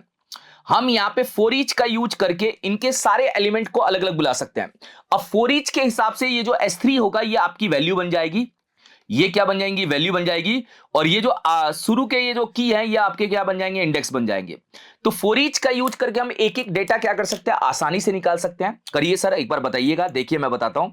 यहां जाके मैं ऑल हेडिंग को क्या करूंगा, console.log करूंगा, और इसको जाके चेक करूंगा तो इसके अंदर क्या मिल रहा है वो हम देख लेते हैं एक बार। सिंपल सा है, मैं यहां जाता हूं और यहां जाके इसको क्या करता हूं, रन कर लेता हूं। एक बार स्टॉप करते हैं, स्टॉप करके हम यहां पे जाके क्या करते हैं, इसको चेक करते हैं। देखिए राइट क्लिक करते हैं, इंस्पेक्ट करते हैं, जाके हम देखते हैं कि नोड लिस्ट बन गई है सर। नोड लिस्ट के अंदर 4 एलिमेंट आए हैं। सेम सर वैसा ही दिख रहा है HTML कलेक्शन और नोड लिस्ट, अंतर है नोड लिस्ट के प्रोटोटाइप में फंक्शन ज्यादा काम करते हैं। देखिए एंट्री नाम का फंक्शन है, फॉर ईच है, कुछ मेथड्स तो सेम है, मगर फॉर ईच हो गया, यहां पे एंट्रीज नाम का मेथड हो गया, ये नहीं था उसके अंदर। तो हम फॉर ईच को क्या कर सकते हैं, यूटिलाइज कर सकते हैं। फॉर ईच को यूटिलाइज करने का मतलब क्या है सर, मतलब मैं अगर आपसे बोलूं कि भैया आपने ये चारों एलिमेंट नोड लिस्ट में बनाए, मुझे इन चारों एलिमेंट का इनर एस्टिमल निकाल के दो, क्या मैं लिखूं 0 डॉट इनर एस्टिमल, 1 डॉट इनर एस्टिमल, ये तो मेरे लिए टफ हो जाएगा। तो हम यहां पे क्या कर सकते हैं, ऑल हेडिंग के ऊपर चला सकते हैं for each loop. For each क्या करेगा, फॉर ईच आपको एक एक आइटम देगा, मतलब कॉलबैक फंक्शन मांगेगा। अब कॉलबैक फंक्शन में 2 पैरामीटर लेगा आपसे। पहला पैरामीटर होगा यहां पे आइटम, हम आइटम की जगह कोई और भी नाम दे सकते हैं। आइटम में क्या आने वाला है, S3, एक एक S3 टैग कूद के इसके अंदर आएंगे, और कॉमा करके दूसरे पैरामीटर में होगा इंडेक्स। अब आइटम को अगर आप कंसोल करोगे तो सारे S3 टैग आपको मिल जाएंगे, क्योंकि आप इसके आइटम में पढ़ा ही क्या है, S3 टैग है। यहां पे 10 20 30 थोड़ी पढ़ा है, HTML कलेक्शन के वैल्यू में क्या पड़ा है, S3 S3 S3 S3। तो जब फॉर ईच क्या करेगा, पहला S3 निकालेगा तो S3 देगा, फिर दूसरा S3 आपको निकाल के देगा। इस तरीके से यहां पे सारे S3 एलिमेंट यहां पे आ जाएंगे। ये देखिए आ गए सर सारे। भैया डॉट इनर एस्टिमल लिखोगे तो उसका इनर एस्टिमल निकल के आ जाएगा, डॉट इनर एस्टिमल में उसका इनर एस्टिमल निकल के आ जाएगा। आगे सर, तो इससे फायदा ये होता है कि मैं भैया सारे S3 टैग को बुला के उसके इनर एस्टिमल को निकाल सकता हूं, या मुझे जो भी करना होगा वो मैं कर सकता हूं। तो मैंने अभी आप लोगों को मेथड समझा दी है कि भाई मेथड्स कौन कौन से होते हैं जिससे आप एलिमेंट को टारगेट कर पाओगे। अब सर हम देखेंगे यहां पे इवेंट हैंडलिंग, क्योंकि इवेंट हैंडलिंग नहीं देखेंगे तो हमारा टास्क कैसे होगा। इवेंट हैंडलिंग का मतलब क्या है सर, इवेंट हैंडलिंग का मतलब भैया मुझे ना अपना डॉक्यूमेंट ऑब्जेक्ट मॉडल को यूज करके कोई टास्क करना है। अब वो टास्क कैसे करना है, टास्क करने के लिए हम भाई एट्रीब्यूट को कैसे बदल सकते हैं। देखिए अभी तक मैंने ये नहीं बताया कि डोम क्या चेंज करेगा, केवल इनर एस्टिमल से हमारा काम थोड़ी चलेगा। डोम का यूज करके आप किसी भी HTML एलिमेंट के एट्रीब्यूट भी बदल सकते हो, एलिमेंट के एट्रीब्यूट उठा भी सकते हो, उसकी वैल्यू भी उठा सकते हो, उसके अंदर आप चेंजेस भी कर सकते हो। ये फैसिलिटी हम करेंगे। मगर मुद्दा ये है कि मैं चाहता हूं पहले आपको इवेंट बता दूं, इवेंट बताने के बाद मैं एट्रीब्यूट के चेंजेस कैसे करूंगा वो बताऊंगा। तो ये पॉइंट मैं आपके सामने क्या करना चाहता हूं, रखना चाहता हूं कि इवेंट कैसे पता चलेगा वो मैं बताने वाला हूं। देखिए अब हम यहां पे इवेंट हैंडलिंग को देखने वाले, इवेंट को देखने वाले हैं। इवेंट हैंडलिंग लिख रहा हूं .html, ठीक है। चलिए अब इवेंट का मतलब क्या होता है, जावास्क्रिप्ट में इवेंट किसको बोलते हैं सर, जावास्क्रिप्ट में इवेंट का मतलब है भाई आप कोई काम क्लिक पे करना चाहते हैं, कोई काम डबल क्लिक पे करना चाहते हो, होवर पे करना चाहते हो, माउस के ले जाने पे करना चाहते हो, टेक्स्ट बॉक्स के की अप पे करना चाहते हो, की प्रेस पे करना चाहते हो, ऑन चेंज पे करना चाहते हो, सबमिट पे करना चाहते हो, ये सारे इवेंट है। जावास्क्रिप्ट में बहुत सारे इवेंट्स होते हैं, इवेंट्स को यूटिलाइज करके ही हमारा डोम बहुत परफेक्टली वर्क करता है। पेज लोड होते ही काम थोड़ी करना है भाई, कोई काम क्लिक पे और कहीं ना कहीं किसी एक्शन पे तो करना है। तो जो एक्शन है वही आपका इवेंट है। एक्शन का मतलब क्या है सर, मैंने बोला ऑन क्लिक एक एक्शन है, मैंने बोला डबल क्लिक एक एक्शन है, मैंने बोला माउस ओवर वो भी एक एक्शन है। तो एक्शन आप ये समझिए कि हमें काम कहां करना है वो एक्शन है। अब इसको समझने, क्योंकि अब मैं ना यहां पे टॉपिक को थोड़ा और जोड़ते हुए चलूंगा और आपके सामने कुछ छोटे टास्क बनाऊंगा, फिर मैं अपने मेन एक्चुअल टास्क पे आ जाऊंगा। और देखो सिंपल है, मान लीजिए कि मैंने यहाँ पे एक बटन बनाया, ठीक है, मैंने क्या किया, एक बटन बनाया, बटन के अंदर मैंने सेव लिखा, मैं चाहता हूं मैं बटन के ऊपर ऑन क्लिक करना चाहता हूं। तो जावास्क्रिप्ट हमें दो फैसिलिटी देता है। फैसिलिटी नंबर 1 क्या है कि आप अपना फंक्शन बनाइए, मतलब आप फंक्शन बनाइए जो भी करना है, जैसे शो डेटा नाम का हमने एक फंक्शन बनाया सर, और इस फंक्शन को आप एक काम करिए, आप इसके ऑन क्लिक पे कॉल कर दीजिए। कहां कॉल कर दीजिए, ऑन क्लिक पे कॉल कर दीजिए, ये हमारा फंक्शन कॉल। तो ये है आपका ट्रेडिशनल तरीका। पुराने जो डेवलपर हैं, जो पहले के डेवलपर थे, वो इस तरीके से जाके अपने बटन के ऊपर क्लिक करते थे। और आप जाके देखिए, अलर्ट करके देखिए हुआ क्या, अलर्ट हो जाएगा सर। अलर्ट में मैंने यहां पे हेलो लिखा, हेलो आ गया सर। एक बार चलिए देखिए, मैं यहां पे जाके क्या करता हूं, देख लेता हूं, इस फाइल को यहां से क्या करता हूं, रन कर लेता हूं। रन करते ही हम यहां से जाके चेक करते हैं क्या अलर्ट मेरा आया है। अलर्ट आया है सर, बिल्कुल अलर्ट आया है। तो ये है वो तरीका जिसमें आपने इवेंट को जाके वहां पे बुलाया और फिर उसके अंदर फंक्शन को कॉल किया। मगर हम यहां पे एक स्पेशल मेथड यूज करेंगे, ऐड इवेंट लिसनर। अब देखो, ऐड इवेंट लिसनर का काम डोम से थोड़ा रिलेट करके ही चलना होगा। कैसे सर, आप बताइए। देखिए, आपको इस बटन के ऊपर क्लिक करना है, तो मैं सबसे पहले इस बटन टैग को बुलाऊंगा अपने जावास्क्रिप्ट में। तो जावास्क्रिप्ट में बटन टैग को बुलाने के लिए मैं एक वेरिएबल बनाऊंगा, लेट बीटीएन। बीटीएन की जगह कुछ और नाम भी ले सकते हैं, डॉक्यूमेंट डॉट क्वेरी सेलेक्टर, और यहां लिखूंगा बटन। अब जो मैं बटन लिख रहा हूं, इसका मतलब है कि मैं अपने बटन टैग को यहां पे टारगेट कर रहा हूं टैग के थ्रू। ये देखो, आईडी नहीं है, क्लास नेम नहीं है, आप इसको टारगेट किससे कर रहे हो, बटन टैग से। आपने बटन टैग से टारगेट करके बीटीएन में इसको डाला। मतलब मैं इस पॉइंट को ऐसे समझाऊं कि आपने इस पूरे एलिमेंट में बटन टैग को बुलाया है। चाहो तो आप console.log करके देख लो। एक ना बहुत बच्चों को डाउट होता है कि सर यहां पे आपका नाम बटन है, यहां पे आप बीटीएन ले रहे हो। भाई, वेरिएबल का नाम कुछ भी हो सकता है, पर एक्चुअल में इससे क्या मिल रहा है, पूरा बटन टैग जो बीटीएन के अंदर जाके स्टोर हो रहा है। तो बीटीएन के ऊपर मुझे क्या करना है, क्लिक लगाना है। क्लिक लगाने का काम आपका नहीं है, क्लिक लगाने का काम करेगा add event listener. Add event listener का यूज करके आप बटन के ऊपर क्लिक लगाओगे और अपने फंक्शन को भी बाइंड करोगे। देखो, ऐड इवेंट लिसनर नाम से पता चल रहा है सर, ऐड इवेंट लिसनर। तो ऐड इवेंट लिसनर में पहले इसको सुनना है कि मुझे किसके ऊपर काम करना है, बीटीएन। यहां लिखना है BTN, BTN dot add event listener, मतलब बीटीएन के ऊपर सुन के काम करना। बटन के ऊपर आपको सुनना और काम करना है। BTN dot add event listener, button के ऊपर आपका ऐड इवेंट लिसनर क्या करेगा, काम करेगा। अब ऐड इवेंट लिसनर को दो चीजें चाहिए। कितनी चीजें चाहिए, दो चीजें। यहां पे ये दो चीजें आपसे मांगेगा कि पहले बताओ कि आपको इवेंट क्या फायर करना है। तो यहां पे आपका पहला पैरामीटर होगा इवेंट। यहां पे ये बताना पड़ेगा कि आप क्या करने वाले हो, इवेंट कौन सा फायर करने वाले हो। मैंने बोला, सॉरी, इवेंट नहीं लिखना यार, इवेंट की जगह में क्या लिखना है, क्लिक। हमने बोला यार मैं क्लिक इवेंट लगाने वाला हूं। तो एक्चुअली ये जो क्लिक है, ये क्लिक आपका ऑन क्लिक ही है। बस ऑन क्लिक करने का काम हमारा कौन कर रहा है, add event listener. Add event listener ने एक काम कर दिया कि बटन के ऊपर मैं सुन रहा हूं कि आप क्लिक करने वाले हो। बटन के ऊपर मुझे क्या करना है, सुनना है कि आप क्लिक करने वाले हो, और क्लिक करके करने वाले क्या हो। क्लिक करके मैं इस फंक्शन को यहां पे क्या करने वाला हूं, प्रोसेस करने वाला हूं। मुझे यहां पे ये फंक्शन क्या करना है, प्रोसेस करना है। ये एक एरो फंक्शन है, इसको बोलते हैं callback function. Add event listener को दो पैरामीटर चाहिए, एक चाहिए इवेंट और एक चाहिए कॉलबैक फंक्शन। तो जो मैंने यहां पे एरो फंक्शन लिखा है, कई बंदे एरो यूज करते हैं और कई बंदे ट्रेडिशनली फंक्शन को डायरेक्ट क्या करते हैं, बना देते हैं। यहां पे टॉपिक को आपको समझना है कि ये जो फंक्शन हमने बनाया, इसको नाम नहीं दिया तो इसको हम एनोनिमस फंक्शन भी बोलेंगे। ये फंक्शन हमने डायरेक्ट ऐड इवेंट लिसनर के बीच में डाल दिया तो ये एक कॉलबैक फंक्शन भी बन गया। तो कॉलबैक फंक्शन वही होते हैं जो राउंड ब्रैकेट के अंदर कॉल बनते हैं और वहीं कॉल हो जाते हैं। तो एक्चुअल में आपने क्या किया, इसको यहीं पे बनाया और यहीं पे कॉल भी कर दिया। तो मतलब ये जो लाइन है, ये लाइन आपका बटन पे क्लिक करा के फंक्शन को कॉल करने का काम करेगी। तो ऐड इवेंट लिसनर दो चीजें आपसे मांगेगा, एक तो बताइए आपको इवेंट कौन सा फायर करना है, और एक साथ में आपको फंक्शन क्या चलाना है।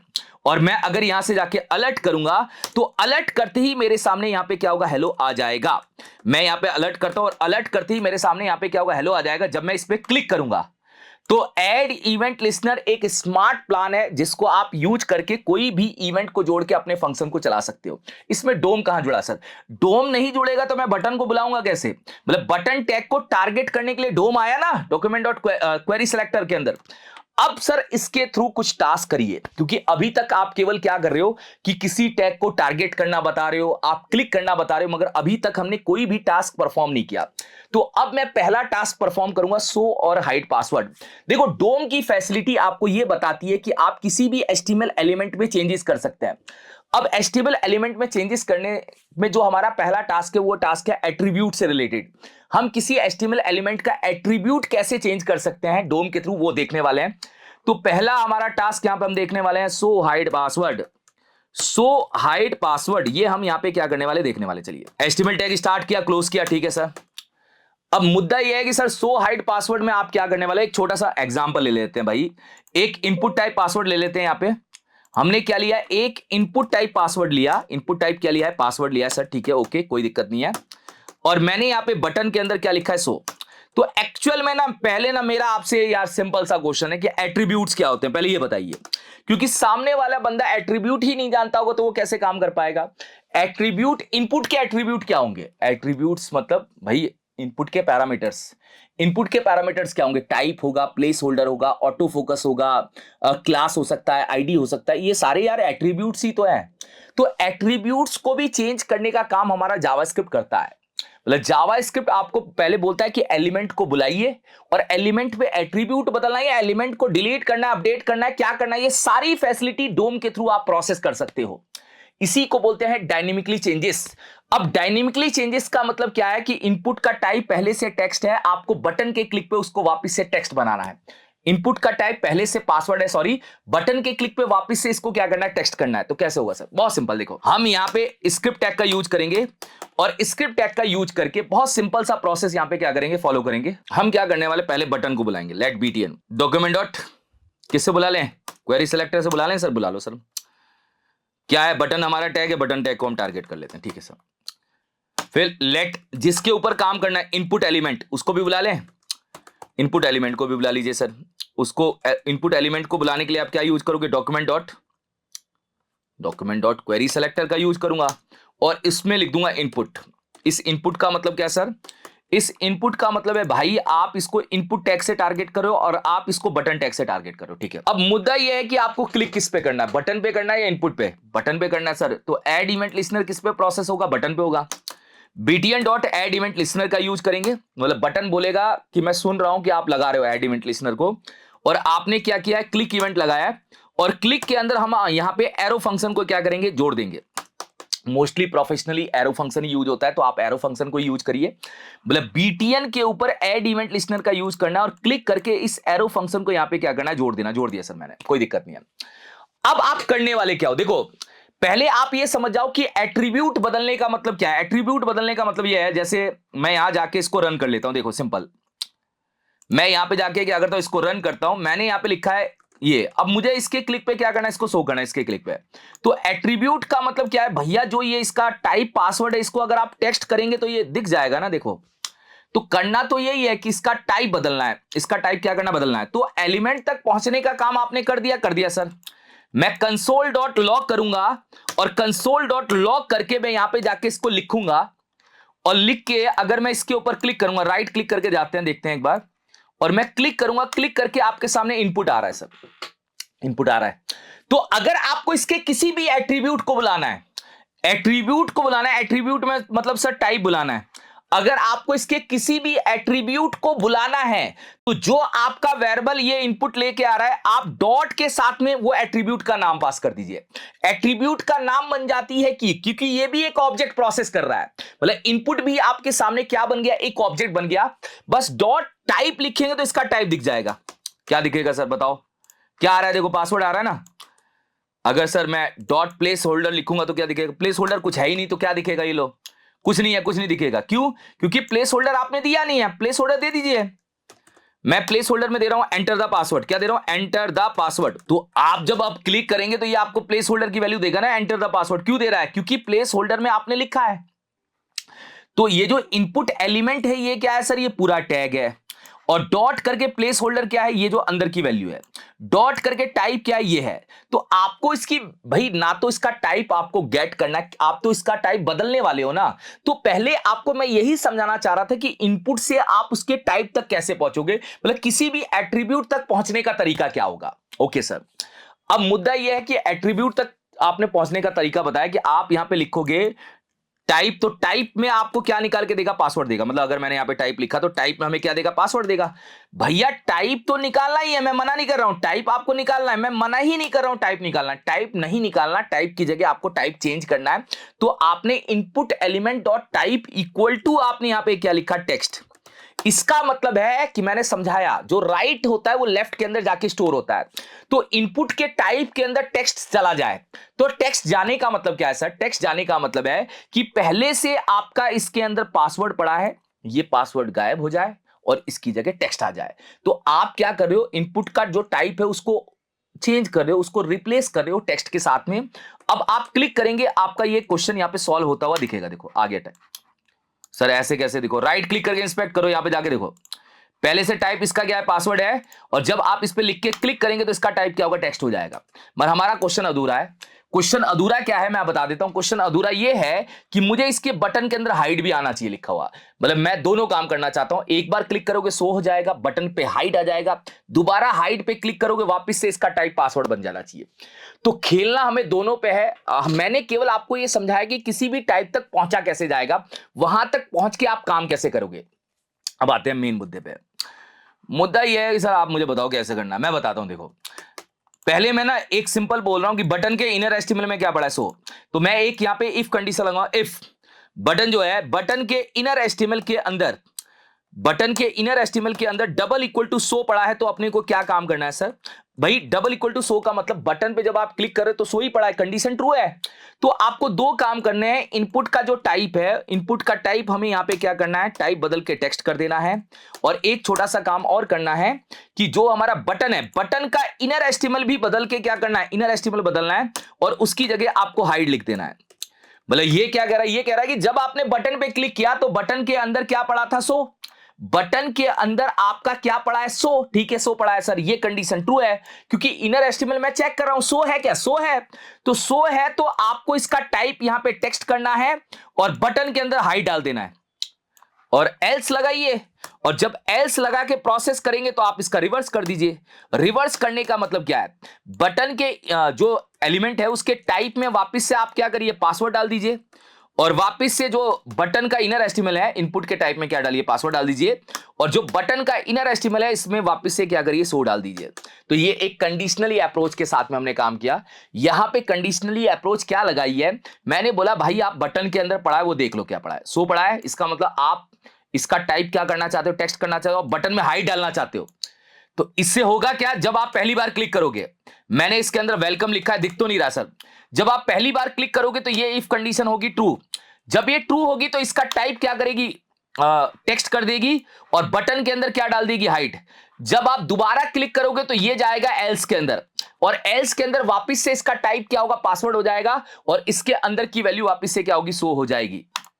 ये हमारा सो हाइड पासवर्ड का छोटा सा एक लॉजिक बनके क्या हो चुका है, तैयार हो चुका है। और जो लॉजिक मैंने आप लोगों के सामने क्या किया है, डेवलप किया है। तो अभी मैंने ये एक छोटा सा टास्क किया, ऐसे बहुत सारे टास्क करने हैं। क्वेरी सेलेक्टर क्या है, क्वेरी सेलेक्टर ऑल क्या है, डोम की फैसिलिटी से आपको क्या मिल रहा है, किसी भी एलिमेंट पे कोई चेंजेस या डायनेमिकली मॉडिफिकेशन कर पाए, ये डोम हमारे सामने क्या कर रहा है, फैसिलिटी लेके आ रहा है। अब हम आगे चलते हैं, मगर एक सिंपल सा, अगर कभी भी इंटरव्यू में आपसे क्वेश्चन पूछा जाए कि डोम एक्चुअल में करता क्या है, डोम का मेन काम होता है डायनेमिकली चेंजेस करना। अब डायनेमिकली चेंजेस का मतलब क्या है, मान लो आप किसी चीज को रिमूव कर रहे हो, अपडेट कर रहे हो, एट्रीब्यूट बदल रहे हो, एचटीएमएल स्ट्रक्चर पे अगर आप कोई भी चेंजेस कर पा रहे हो, चाहे वो कोई सीएसएस का चेंजेस कर रहे हो जावास्क्रिप्ट के थ्रू, तो वो आप लोगों के हैं डायनेमिकली चेंजेस। तो अब हम आगे की साइड क्या करेंगे, प्रोसेस करेंगे और प्रोसेस करके ये वाला पार्ट देखने वाले हैं, क्लास लिस्ट ऑब्जेक्ट। देखिए बहुत इंपॉर्टेंट है, अब हम क्लास लिस्ट ऑब्जेक्ट के बारे में समझेंगे। क्लास लिस्ट ऑब्जेक्ट होता क्या है सर, देखिए क्लास लिस्ट एक जावास्क्रिप्ट का प्री डिफाइंड ऑब्जेक्ट है जिसका यूज करके आप कोई सीएसएस की क्लास किसी भी एलिमेंट पे ऐड करा सकते हो। क्लास लिस्ट के तीन फंक्शंस होते हैं, मैं आपके सामने रखना चाहता हूं, ऐड, रिमूव और टॉगल। इन तीनों को यूज करके आप कोई भी क्लास ऐड करवा सकते हो, कोई रिमूव कर सकते हो, या एक बार आप क्लिक करोगे ऐड करना है, दोबारा क्लिक करोगे रिमूव करना है। इस टाइप का कॉन्सेप्ट भी आप क्या कर सकते हो, लगा सकते हो। तो क्लास लिस्ट के ऑब्जेक्ट को यूज करते हुए हम टास्क को बनाएंगे, मगर सबसे पहले हम इसके कॉन्सेप्ट को क्या करना है, समझना है। सबसे पहले हम इसके कॉन्सेप्ट को समझते हैं, फिर हम टास्क पे जाने वाले हैं, हम log in of canvas model बनाने वाले हैं। तो देखिए, क्लास लिस्ट के साथ में मैं एक और चीज बताऊंगा आपको यहां पे, कि अगर आपको कोई इनलाइन सीएसएस प्रॉपर्टी लगानी है तो कैसे लगाएंगे, मतलब इनलाइन सीएसएस का यूज करना है तो कैसे करेंगे, वो भी प्रोसेस में साथ में क्या करूंगा, क्लियर करूंगा। तो अभी हम क्लास लिस्ट का यूज करने वाले हैं। अब क्लास लिस्ट में ना माइंड बहुत क्लियर रखना, बहुत सारे बच्चों को डाउट होता है क्या जावास्क्रिप्ट क्लास बना देगा, क्या बनाएगा नहीं। क्लास ऑलरेडी बनी हुई है, आपको ऐड करने की फंक्शनैलिटी देगा, आपको रिमूव करने की फंक्शनैलिटी देगा, और आप लोगों को जब पहली बार करोगे ऐड तो ऐड होगा, और दोबारा क्लिक करोगे रिमूव हो जाएगा, टॉगल की फंक्शनैलिटी भी देगा। तो यहां पे हम क्लास लिस्ट के बारे में समझेंगे। तो मैं क्लास लिस्ट डॉट एचटीएमएल करके ही फाइल बना देता हूं आप लोगों के सामने, जिससे आप लोगों को ना थोड़ा क्लियर रहेगा कहानी। मैंने एचटीएमएल स्टार्ट किया, क्लोज किया। अब देखिए ध्यान से, मैंने क्या किया, यहां पे 3 बटन बनाए, आप लोगों को लॉजिक समझा रहा हूं, 3 बटन बना रहा हूं, ठीक है सर।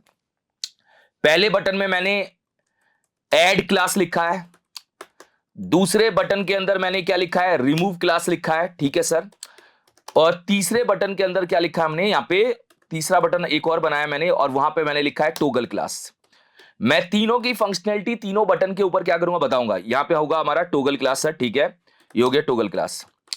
पहले कॉन्सेप्ट समझिए, फिर हम टास्क आराम से कर लेंगे, जिससे आपको कहीं भी कोई दिक्कत नहीं होगी। अब देखिए मुद्दा यह है कि एक और बटन बना रहा हूं यहां पे, जिसमें मैं सीएसएस की प्रॉपर्टी अप्लाई करूंगा। मैं बटन ले लेता हूं, यहां पे सीएसएस लिख लेता हूं कि कोई प्रॉपर्टी ऐड करने का काम करना है। अब मैंने ये बनाए हैं 4 बटन, और इसको मैं लाइव सर्वर पे क्या कर रहा हूं, मूव कर रहा हूं। ये मेरा लाइव सर्वर आ चुका है एक बार यहां पे, चलिए ठीक है। और मैं यहां पे बना रहा हूं एक पैराग्राफ, ठीक है। अब पैराग्राफ में मैंने लिप्सम कंटेंट ले लिया, लिप्सम कंटेंट जो आपके यहीं से आ जाएगा, और इसको यहां से मैंने क्या कर दिया, बंद कर दिया। चलिए, मतलब रैप करके इसको तोड़ दिया, नीचे आ गया। अब मुद्दा यह है, मैं एक एक करके बताता हूं। जैसे पहले बटन के ऊपर मुझे क्या करना है, कि जब आप पहले बटन पे क्लिक करोगे तो मैं चाहता हूं कि इसके ऊपर आप कोई सीएसएस की प्रॉपर्टी अप्लाई करके दिखाओ। तो सीएसएस की प्रॉपर्टी अप्लाई करने का मतलब क्या है सर, जैसे मैं चाहता हूं कि आपने यहां पे स्टाइल लिखा, और स्टाइल में लिखा कलर कॉलन रेड। अब ये जो कलर कॉलन रेड है ये पहले से आ जाएगा, मगर मेरा ये कहना है कि भाई ये काम आप करो, आप इस बटन के क्लिक पे करो। ये काम आपको बटन के क्लिक पे क्या करना है, प्रोसेस करना है। तो हम क्या करेंगे, हम यहां पे स्क्रिप्ट टैग का यूज करेंगे। सबसे पहले क्या करेंगे, पहले बटन को टारगेट करेंगे, आईडी दे देते हैं। चलिए हम इसको क्या करते हैं, एक आईडी दे देते हैं। और मैंने यहां पे आईडी में भी सीएसएस लिख दिया, कुछ भी आईडी दे सकते हैं, ऐसा नहीं है जो मैंने दी है वही देना, आप अपने हिसाब से कोई भी आप आईडी दे सकते हैं। तो मैंने यहां पे लिखा है BTN1, नाम दे देता हूं जिससे आपको पता रहा है कि बटन 1 लेने वाला हूं। डॉक्यूमेंट डॉट क्वेरी सेलेक्टर, और क्वेरी सेलेक्टर में मैं पास करूंगा है सीएसएस, किसकी, क्योंकि इसकी आईडी क्या है सीएसएस, ठीक है सर। ओके हो गया। अब मुद्दा यह है कि इस बटन के ऊपर ऐड इवेंट लिसनर लगाना है। लिसनर का मतलब है ये सुनेगा और क्लिक करने का काम करेगा, ऐड इवेंट लिसनर। हमने बोला कि आप लिसन करो और इसके ऊपर क्लिक करो। क्लिक करके करना क्या है, इस फंक्शन को आप हिट कर देना। ये जो हमने एरो फंक्शन लिया है, जो हमने कॉलबैक फंक्शन लिया है, इसको हिट कर देना। एक बार हम चेक करते हैं हमारा फंक्शन काम कर रहा है क्या, अलर्ट करते हैं। और अलर्ट में हमने यहाँ पे हेलो लिखा, और हेलो लिख के मैं गया और यहाँ पे चेक करता हूं सर काम कर रहा है हमारा फंक्शन। इसके ऊपर क्या कर रहा है, प्रोसेस कर रहा है, कहीं दिक्कत नहीं है। अब मुद्दा यह है कि पैराग्राफ के ऊपर आपको काम करना है। तो पैराग्राफ के ऊपर काम करने के लिए पैराग्राफ टैग को भी ले लो आप। मैंने यहाँ पे पैरा एलिमेंट करके क्या किया, ले लिया एक बार पैरा एलिमेंट, और यहां लिखा डॉक्यूमेंट, ठीक है, डॉक्यूमेंट डॉट क्वेरी सेलेक्टर। और क्वेरी सेलेक्टर का यूज करके हमने लिया पी। अब पी मतलब पैराग्राफ टैग आ जाएगा टारगेट होके सर। क्वेरी सेलेक्टर लिया है, क्वेरी सेलेक्टर ऑल का टास्क थोड़ा सा आगे होने वाला है, अभी क्वेरी सेलेक्टर पे हम काम कर रहे हैं, ठीक है सर। अब मुद्दा यह है कि आप मुझे बताइए कि एक बार ये कैसे प्रोसेस कर रहा है। मुझे इसके ऊपर कोई सीएसएस की प्रॉपर्टी लगानी है। देखो आप लोग ना कहीं कंफ्यूज मत होना, ये है बटन को टारगेट करने वाला पार्ट, ये है पैराग्राफ को टारगेट करने वाला पार्ट। पैराग्राफ जो है इस वेरिएबल में टारगेट होके आ गया, आपको इस पैराग्राफ एलिमेंट को यहां लेना है, लेके बोलना है कि इसके ऊपर हमें इनलाइन सीएसएस लगानी है। तो पैराग्राफ एलिमेंट जो है वो पी टैग की बात कर रहा है। डॉट स्टाइल, डॉट स्टाइल जो होता है वो बताता है कि आप इसके ऊपर कोई इनलाइन सीएसएस लगाने वाले हो। डॉट स्टाइल फिक्स कीवर्ड है पैराग्राफ एलिमेंट के अंदर। डॉट स्टाइल मतलब ये आप मान लीजिए आपके ऑब्जेक्ट की क्या है, की है, और ये स्टाइल इसी स्टाइल की बात कर रहा है। जो स्टाइल मैंने लगाया इसी स्टाइल की क्या कर रहा है, बात कर रहा है। इसको यहां से हम गायब करते हैं, इसकी बात कर रहा है, इसको हटा देते हैं, इसी की बात कर रहा है। स्टाइल डॉट, आपको कौन सी प्रॉपर्टी लगानी है? आपने बोला कलर करना, कलर, और फिर इसके बाद बताइए कौन सा कलर चाहिए, रेड। ये हो गया सर हमारी पहली प्रॉपर्टी।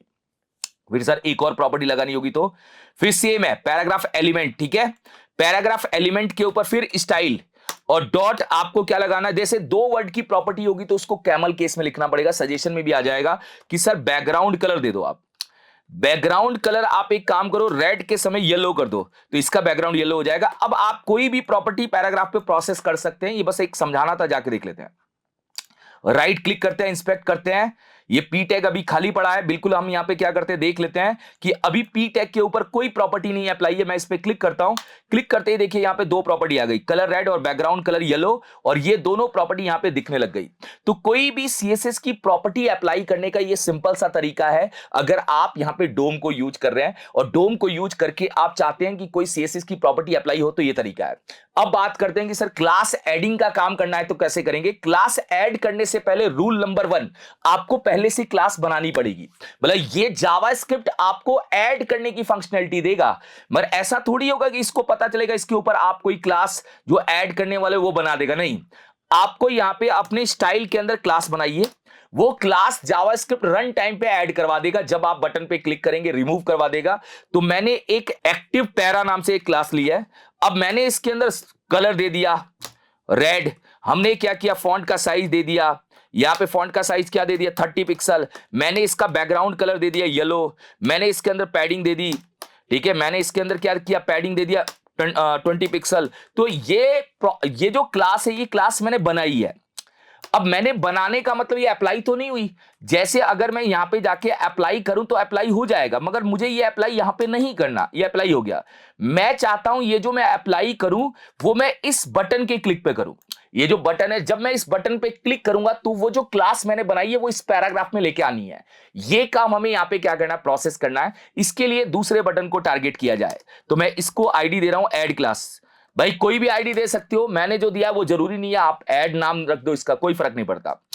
अब आप इस बटन को टारगेट कर लीजिए। सर कौन सा बटन, लेट btn2, btn2 नाम आप दे रहे हो, हाँ मैं दे रहा हूं, आप कुछ भी नाम दे सकते हो। डॉक्यूमेंट, ठीक है, डॉक्यूमेंट हमारा एक क्या है प्री डिफाइंड ऑब्जेक्ट है। क्वेरी सेलेक्टर का यूज करना है और यूज करके आपको पहुंच जाना है इसके ऊपर। किसके ऊपर पहुंच जाना है, ये सर ये रहा, इसके ऊपर हैश का पास करके इसके ऊपर पहुंच जाना है। ठीक है सर पहुंच गया। अब इसके ऊपर आप क्या चाहते हो, एड इवेंट लिस्नर लगाना चाहता हूं, एड इवेंट लिस्नर। तो एड इवेंट लिस्नर का यूज करके हमने बोला क्लिक करना है, हमें क्लिक करना है, क्लिक तो हमें करना ही है, और साथ में एक एरो फंक्शन भी प्रोसेस करना है। ये एक एरो फंक्शन है जो प्रोसेस हो जाएगा इसके साथ में। अब अलर्ट करके देखते हैं कि क्या हमारा फंक्शन चल रहा है। अगर हमारा फंक्शन चल रहा है तो आगे की कहानी लिखेंगे, चल रहा है सर कोई दिक्कत नहीं है। अब आपका काम है पैराग्राफ एलिमेंट, पैराग्राफ एलिमेंट जो है यहां से उठा लेंगे, इसके ऊपर वो क्लास ऐड करना। अब काम आएगा आपका क्लास लिस्ट ऑब्जेक्ट। देखो पैराग्राफ जो एलिमेंट है वो इसकी बात कर रहा है, किसकी, इस पी टैग की बात कर रहा है।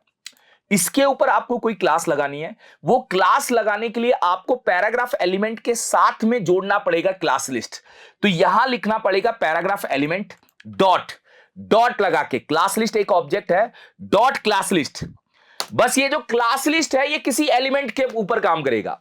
अब वो बटन भी हो सकता है, वो पैराग्राफ भी हो सकता है, वो डिव भी हो सकती है, वो सेक्शन भी हो सकता है, वो हेडर भी हो सकता है, किसी के ऊपर भी काम कर सकते हो। तो जो मैंने paragraph element dot class list लिखा है, इसका मतलब है पैराग्राफ एलिमेंट के ऊपर क्लास लिस्ट का यूज करना है। और इसके बाद लिखना है डॉट ऐड, ऐड है हमारा फंक्शन।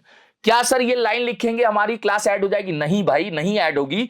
अभी आप पहुंचे हो पैराग्राफ पे, पैराग्राफ से आपने क्लास लिस्ट को बुलाया, आपने ऐड फंक्शन को कॉल किया, मगर इसके बीच में आपने बताया ही नहीं कि कौन सी क्लास ऐड करनी है।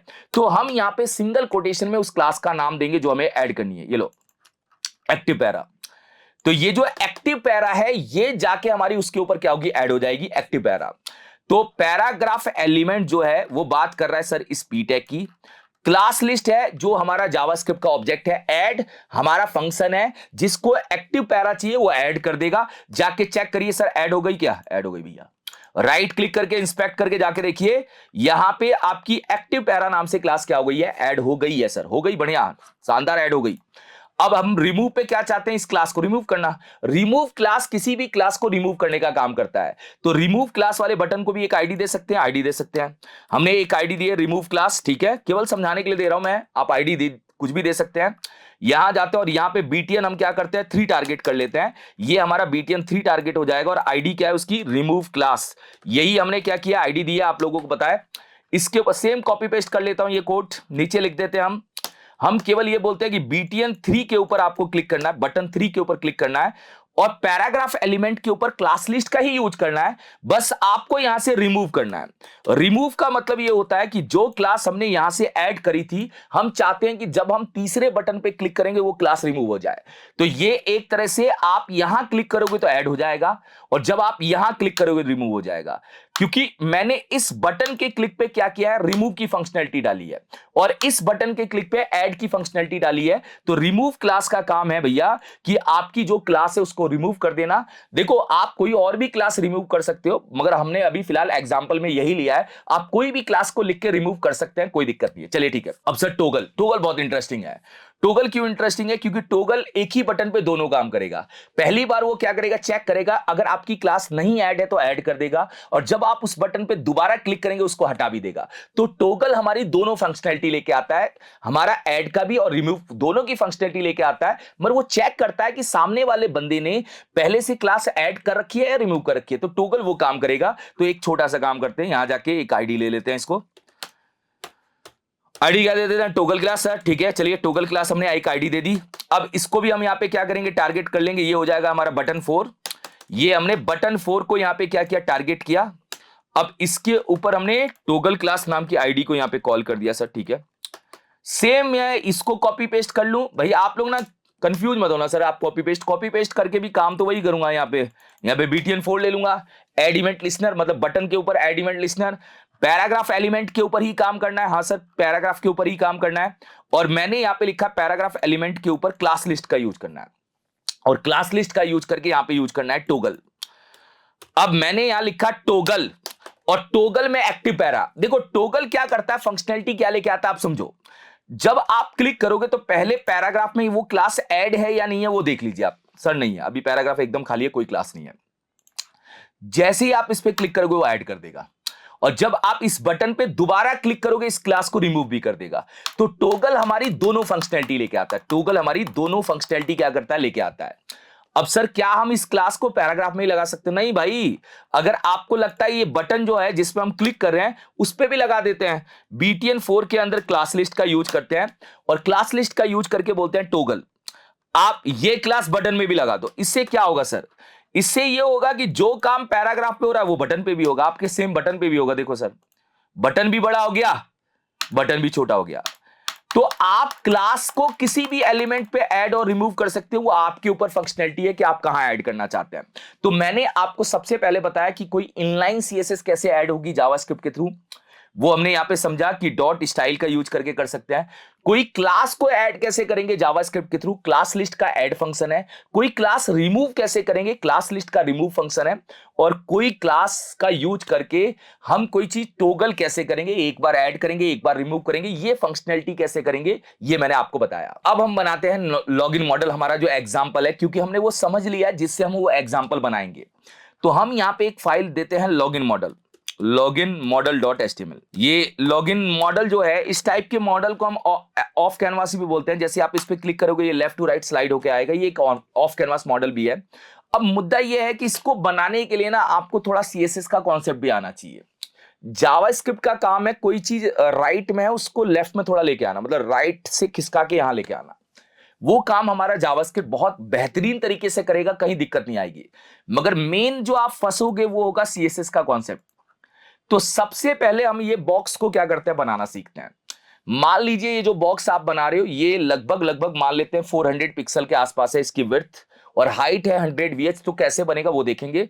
बटन आप कहीं भी बना लो, देखो बटन को आप कहीं भी रख सकते हो। मैं बटन को यहां रख के क्लिक करूं, बटन तो कुछ भी हो सकता है, मगर वो जो टास्क है वो टास्क होगा कैसे। तो मैं एक काम करता हूं, HTML टैग ले लेता हूं, यहां पे मैं बटन ले लेता हूं और बटन के ऊपर मैंने ले लिया लॉगिन। क्या लिया, लॉगिन।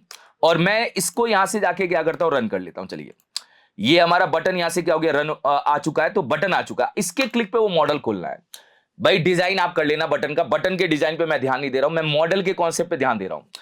तो मॉडल की UI आपको यहां बनानी पड़ेगी। यहां आप मॉडल की UI बनाएंगे, आप एक डिव लेंगे और डिव के अंदर आप एक क्लास दे देंगे लॉगिन मॉडल। लॉगिन मॉडल नाम से हमने क्या किया, क्लास दिया। अब पहले इसको डिजाइन करते हैं, फिर जावास्क्रिप्ट से खुलवा देंगे, क्या करना है, 2 मिनट का काम है, खुलवाने का कोई दिक्कत नहीं है। लॉगिन मॉडल को बनाने के लिए आप यहीं पे स्टाइल का यूज कर लीजिए, कर लेते हैं सर, कोई दिक्कत नहीं है, डॉट लॉगिन मॉडल। ओके, अब लॉगिन मॉडल में ना मैंने बोला कि आपको विड्थ देनी है 400 पिक्सल, 400 ले लेते हैं सर, 450 ले लेते हैं, या परसेंटेज में भी दे सकते हो, अगर आप घबरा रहे तो आप स्क्रीन के हिसाब से परसेंटेज में भी दे दो। मगर जब हम वेबसाइट पे काम करते तो पहले हम स्टार लगा के मार्जिन 0 और पैडिंग 0 यहाँ पे क्या कर देते हैं, जो भी डिफॉल्ट हमारे टैग्स जो मार्जिन पैडिंग लेते होंगे वो 0 हो जाएंगे। और मैं यहाँ पे फॉन्ट फैमिली क्या कर रहा हूँ, सैंस सेरिफ, ठीक है, ये भी फॉन्ट फैमिली भी दे दी हमने। और बॉक्स साइजिंग बॉर्डर बॉक्स, जो बॉर्डर या पैडिंग होगा वो अंदर से इंक्लूड होने लग जाएगा एक बार, बॉक्स साइजिंग बॉर्डर बॉक्स भी दे दिया मैंने, ठीक है। अब लॉगिन मॉडल जो होगा वो मैंने बोला यार हम करते हैं, काम करते हैं, हम डेस्कटॉप के लिए बना रहे हैं तो डेस्कटॉप के लिए सोच लेते हैं। लॉगिन मॉडल होगा हमारा 30%, ओके सर। हाइट होगी इसकी 100 VH, ओके सर, कोई दिक्कत नहीं है, 100 VH, ओके सर। अब मुद्दा यह है कि इसका बैकग्राउंड थोड़ा सा हम कर देते हैं यार, लाइट ग्रे टाइप का कर देते हैं, मतलब थोड़ा सा ना कलर तो आपको दिखे, एक बार CCC ले लेता हूं और जाके चेक करता हूं आ रहा है, ये है, मतलब ये दिख रहा होगा, यही मॉडल का डिजाइन है। हम देंगे इसको पोजीशन फिक्स। पोजीशन फिक्स जो होता है वो स्क्रीन के अराउंड काम करता है, मतलब पोजीशन फिक्स का मतलब है इस एलिमेंट की जगह खाली की जाए और इसको स्क्रीन के अराउंड घुमाया जाए, मतलब जो आपकी विंडो खुली है उस विंडो के अराउंड ये क्या करेगा, घूमेगा। अब मैंने बोला यार ये विंडो के अराउंड घूम के जाएगा कहां, राइट से 0। अब राइट से 0 मतलब विंडो के राइट में चिपक जाएगा, मतलब जो लेफ्ट में आ रहा था वो राइट में आ गया सर, मतलब ठीक है यही चाहिए था हमें। मगर मुद्दा ये है कि यहां तो खुलवाने के बाद चाहिए था, पहले से जो चाहिए था वो तो मैं, चलो मैं माइनस में रखूंगा इधर की साइड, आप जब क्लिक करोगे तो ये प्लस में आएगा। तो थोड़ा सा डिजाइन ओरिएंटेड काम कर लेते हैं सर, एक काम करते हैं, ऐसा कुछ हम बना लेते हैं, चलिए हम एक ना यहां पे जाते हैं और यहां जाके एक नॉर्मल सा है ये ले लेते हैं। डिजाइन में बनाऊं या बना लोगे आप, बना लो सर, चलो थोड़ा सा बना लो, कोई नहीं। एक हम डिव ले लेते हैं और डिव के लिए हम एक हेडिंग मॉडल नाम से ले लेते हैं एक बार इसकी क्लास का नाम। मैं यहाँ पे क्या करूंगा, एक S3 टैग ले लूंगा, ठीक है सर, और S3 टैग के अंदर मैंने लॉगिन लिख दिया और मैं एक P टैग ले लूंगा और P टैग के अंदर मैंने ये लिख दिया, क्या ये ले लिया। चलिए ये हेडिंग मॉडल को मैं दूंगा डिस्प्ले फ्लेक्स, फ्लेक्स क्या करेगा, इन दोनों को पास में ले आएगा सर, ठीक है, और जस्टिफाई कंटेंट स्पेस बिटवीन, एक लेफ्ट में चला जाएगा और एक राइट में चला जाएगा, ठीक है। चलिए जाके चेक करते हैं सर आ रहा है क्या, आ गया। पर थोड़ा सा सर क्या हम कर सकते हैं, क्या इस लॉगिन मॉडल को पैडिंग दे सकते हैं, पैडिंग दे सकते हैं। पैडिंग क्या करेगा, हमारे कंटेंट को थोड़ा अंदर ढकेल देगा, मैंने पैडिंग दिया 40 पिक्सल, चारों तरफ से 40 ये यहां पे आ जाएगा। अब थोड़ा बड़ा साइज है वो तो आप अपने रिक्वायरमेंट के हिसाब से छोटा कर सकते हैं, जैसे हेडिंग मॉडल के अंदर S3 टैग है, इसका फॉन्ट का साइज क्या करना है, हमें छोटा करना है, तो वो हम यहाँ पे क्या करेंगे, कर देंगे, जैसे मैंने कर दिया इसको 22 पिक्सल, फॉन्ट का साइज छोटा हो जाएगा S3 का। S3 का फॉन्ट का साइज छोटा नहीं हुआ भाई, क्यों, 20 कर दो सर, छोटा हो गया। फिर एक काम और करो सर, इसके अंदर P भी है, मैंने या तो जूम कर रखा होगा, जूम कर रखा है तब ऐसा दिख रहा है, जूम कर रखा है इसलिए ऐसा दिख रहा है, नहीं तो आता नहीं ऐसा है, इतना ही आता, सही था वो, ठीक है। चलो अब थोड़ा सा सर एक काम करिए ना, ये जो हेडिंग मॉडल है क्या इसको थोड़ा मार्जिन टॉप देके नीचे ला सकते हो, ला सकता हूं, क्यों नहीं ला सकता हूं। मार्जिन टॉप के बाद ये क्या होगा, थोड़ा नीचे आ जाएगा, और थोड़ा नीचे नहीं कर सकते, कर सकते 100 कर देते, ये लो आ जाएगा। ये बस एक मैं मान रहा हूं कि ऐसी यूआई थोड़ा सा आपको क्या करने की टाइम लगेगी बनाने के लिए। अब एक फॉर्म बना लेते हैं, चलो मैं फॉर्म भी एक बार क्या कर रहा हूं, प्रोसेस कर देता हूं, फॉर्म बना लीजिए सर एक बार, थोड़ा सा क्या होगा, अच्छा डिजाइन बन जाएगा। हाँ बना लेते हैं फॉर्म, चलो यहां पे हम एक फॉर्म टैग ले लेते हैं, फॉर्म टैग के अंदर हम यहां पे ले लेते हैं लेबल टैग। लेबल टैग के अंदर हमें लिखना है मोबाइल नंबर, ये जो मोबाइल नंबर है ये प्रोसेस करना है, लिख देंगे सर, कोई दिक्कत नहीं है। और जाके हम चेक करेंगे आ रहा है क्या सर, आ तो रहा है। क्या हम फॉर्म टैग को टारगेट कर सकते हैं, इसके अंदर लॉगिन मॉडल के अंदर हम फॉर्म टैग को टारगेट कर सकते हैं, टारगेट कर सकते हैं। इसके अंदर एक फॉर्म नाम का टैग है, हम उसको टारगेट कर रहे हैं और टारगेट करके हम इसको बोलते हैं कि फॉर्म आप भी मार्जिन ले लो टॉप से। मार्जिन टॉप से कितना ले लोगे, आप ले लोगे यहाँ पे 40 पिक्सल, तो थोड़ा आप नीचे आ जाओगे, ये नीचे आ गया, ये आ गया, ठीक है सर। अब इसके बाद क्या करना है, एक इनपुट टाइप टेक्स्ट बनाना है, बना लेंगे सर, वो भी इनपुट टाइप टेक्स्ट बना लेते, ये आ गया। अब मुद्दा ये है कि जो लेबल फॉर्म के अंदर जो लेबल टैग होता है वो लेबल टैग इनलाइन एलिमेंट होता है, तो मैंने लेबल को टारगेट किया। लेबल कौन सा है सर, इसकी बात कर रहा हूं लेबल, और इसको कर दिया मैंने डिस्प्ले ब्लॉक। डिस्प्ले ब्लॉक का काम क्या होता है भैया, इसको रो जैसा दिखाना है, ये पूरा ब्लॉक एलिमेंट बन गया, एक लाइन में अकेला आएगा, तो लेबल हमारा एक लाइन में अकेला आएगा। और जो फिर इनपुट है, इनपुट मतलब ये वाला पार्ट जो इनपुट है, इस इनपुट को मैं बोलूंगा इनपुट। आप एक काम करो, आप अपने पेरेंट का 100% एरिया ले लो। इसका पेरेंट कौन है पता है? इसका पेरेंट है फॉर्म। ये अपने फॉर्म का 100% एरिया लेगा तो इनपुट हो जाएगा बड़ा। हाँ सर बिल्कुल सही है, बड़ा हो गया। क्या आप इसको हाइट दे सकते हो? हाइट भी दे सकता हूं 40 पिक्सल। क्या आप इसको बॉर्डर रेडियस दे सकते हो? रेडियस भी दे सकता हूं 5 पिक्सल। ओके, और ये ऐसा आ जाएगा। क्या सर आप इसको मार्जिन टॉप दे सकते हो? मार्जिन टॉप भी दे सकते हैं। यहाँ पे ये लीजिए 10 पिक्सल, थोड़ा टॉप से गैप लेके आएगा, यहां चाहिए मॉडल। अब देखो डिजाइन को मैं उतना बेहतर तो नहीं बना रहा, मगर ठीक है मैं आपके सामने एक लुक दे रहा हूं जिससे आपको फील आए कि हम मॉडल बना रहे हैं। ठीक है सर, अब मैं यहां पे जाके एक बटन ले लेता हूं, बटन जिसमें हमें क्या करना पड़ेगा वो लिखना पड़ेगा। सर क्या लिखना है एक बार जाके देख लेते हैं। ये लिखना है लॉगिन। ठीक है, ये लॉगिन ये लिख लेते हैं सर, कोई दिक्कत नहीं, ये आ जाएगा। अब बटन भी यहां पे आ रहा है सर। अब बटन को भी टारगेट कर सकते हो, क्यों नहीं कर सकता हूं बटन को टारगेट। यहां पे लिखूंगा बटन टैग। अब बटन टैग को बोलूंगा विड्थ 100%, वो भी अपने पेरेंट का 100% ले लेगा। इसको भी मार्जिन दे दूंगा टॉप, ये मार्जिन टॉप से क्या करेगा नीचे आ जाएगा। हाइट दे दूंगा इसको 40 पिक्सल, ये भी हाइट ले लेगा। और इसको बैकग्राउंड दे दूंगा मैं ब्लू। ब्लू ना देके आपका जो बैकग्राउंड यहां लगा वो निकाल लो आप, ये लो जो भी बैकग्राउंड यहां लगा है उसको निकाल के आप लगा दो आप एक बार। ये लो, ये बैकग्राउंड का कलर ले लो, ये बैकग्राउंड का कलर है, यहां से कॉपी करते हैं और कॉपी करके हम इसके बैकग्राउंड में क्या करते हैं लगा देते हैं। ये लीजिए डन, ये हो गया सर एकदम बढ़िया। कलर आप इसका व्हाइट कर दीजिए तो भी हो जाएगा, कोई दिक्कत नहीं है, व्हाइट सर। और फॉन्ट का साइज आपको क्या करना है बढ़ा देना है। फॉन्ट का साइज मैंने यहाँ पे बढ़ा के क्या कर दिया, फॉन्ट का साइज हम बढ़ा देते हैं, बढ़ा के हमने कर दिया यहाँ पे 30 पिक्सल, ये 30 पिक्सल हो जाएगा। ओके 30 ज्यादा हो गया, 20 कर देते हैं। हाइट हटा दो, छोड़ो हाइट मत लो। अब हाइट मत लो तो आप पैडिंग से इसकी हाइट को इंक्रीज करो। पैडिंग दो 20 पिक्सल, 0 पिक्सल, टॉप और बॉटम से 20। ये हाइट को क्या करेगा अंदर की साइड से इंक्रीज कर देगा। ज्यादा बड़ा हो गया सर, 15 पिक्सल दे दीजिए, कोई दिक्कत नहीं है।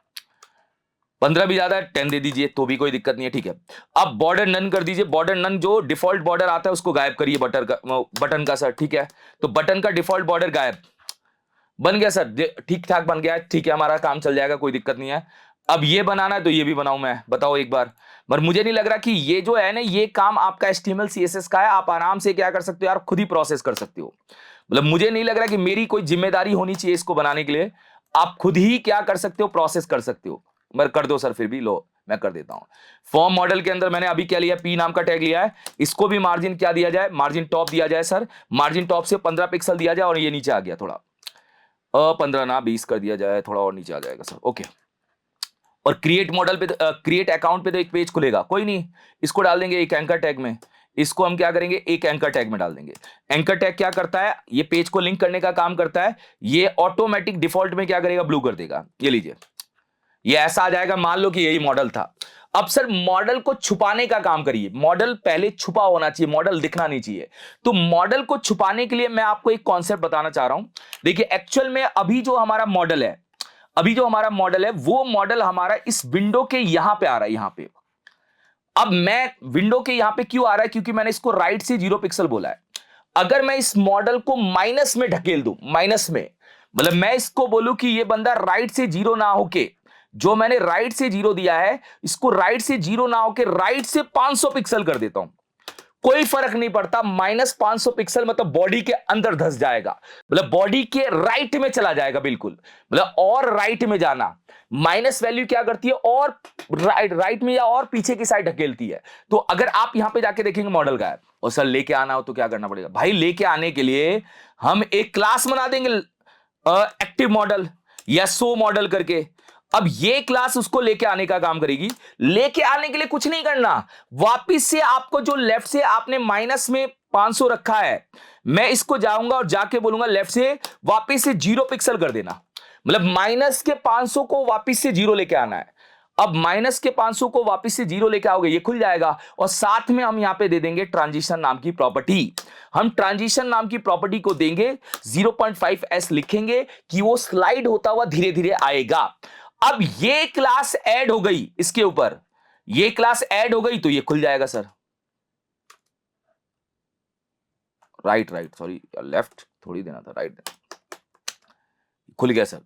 और ये क्लास हट गई तो गायब हो जाएगा, ऐड हो गई खुल जाएगा, हट गई गायब हो जाएगा। और यही काम करना है सर जावास्क्रिप्ट से, ये काम हम जावास्क्रिप्ट से करेंगे। ये क्लास हमने बना ली है। अब यहां पे सर एक और पॉइंट है मेरा, यहां पे आपके सामने एक क्रॉस का बटन भी है, क्रॉस भी ले आओ। अरे क्रॉस भी ले आएंगे, क्या फर्क पड़ता है। एक स्पैन टैग में क्या करेंगे, n टाइम्स लिखेंगे, n टाइम्स क्या करता है, क्रॉस का सिंबल ले आता है, ये क्रॉस का सिंबल है।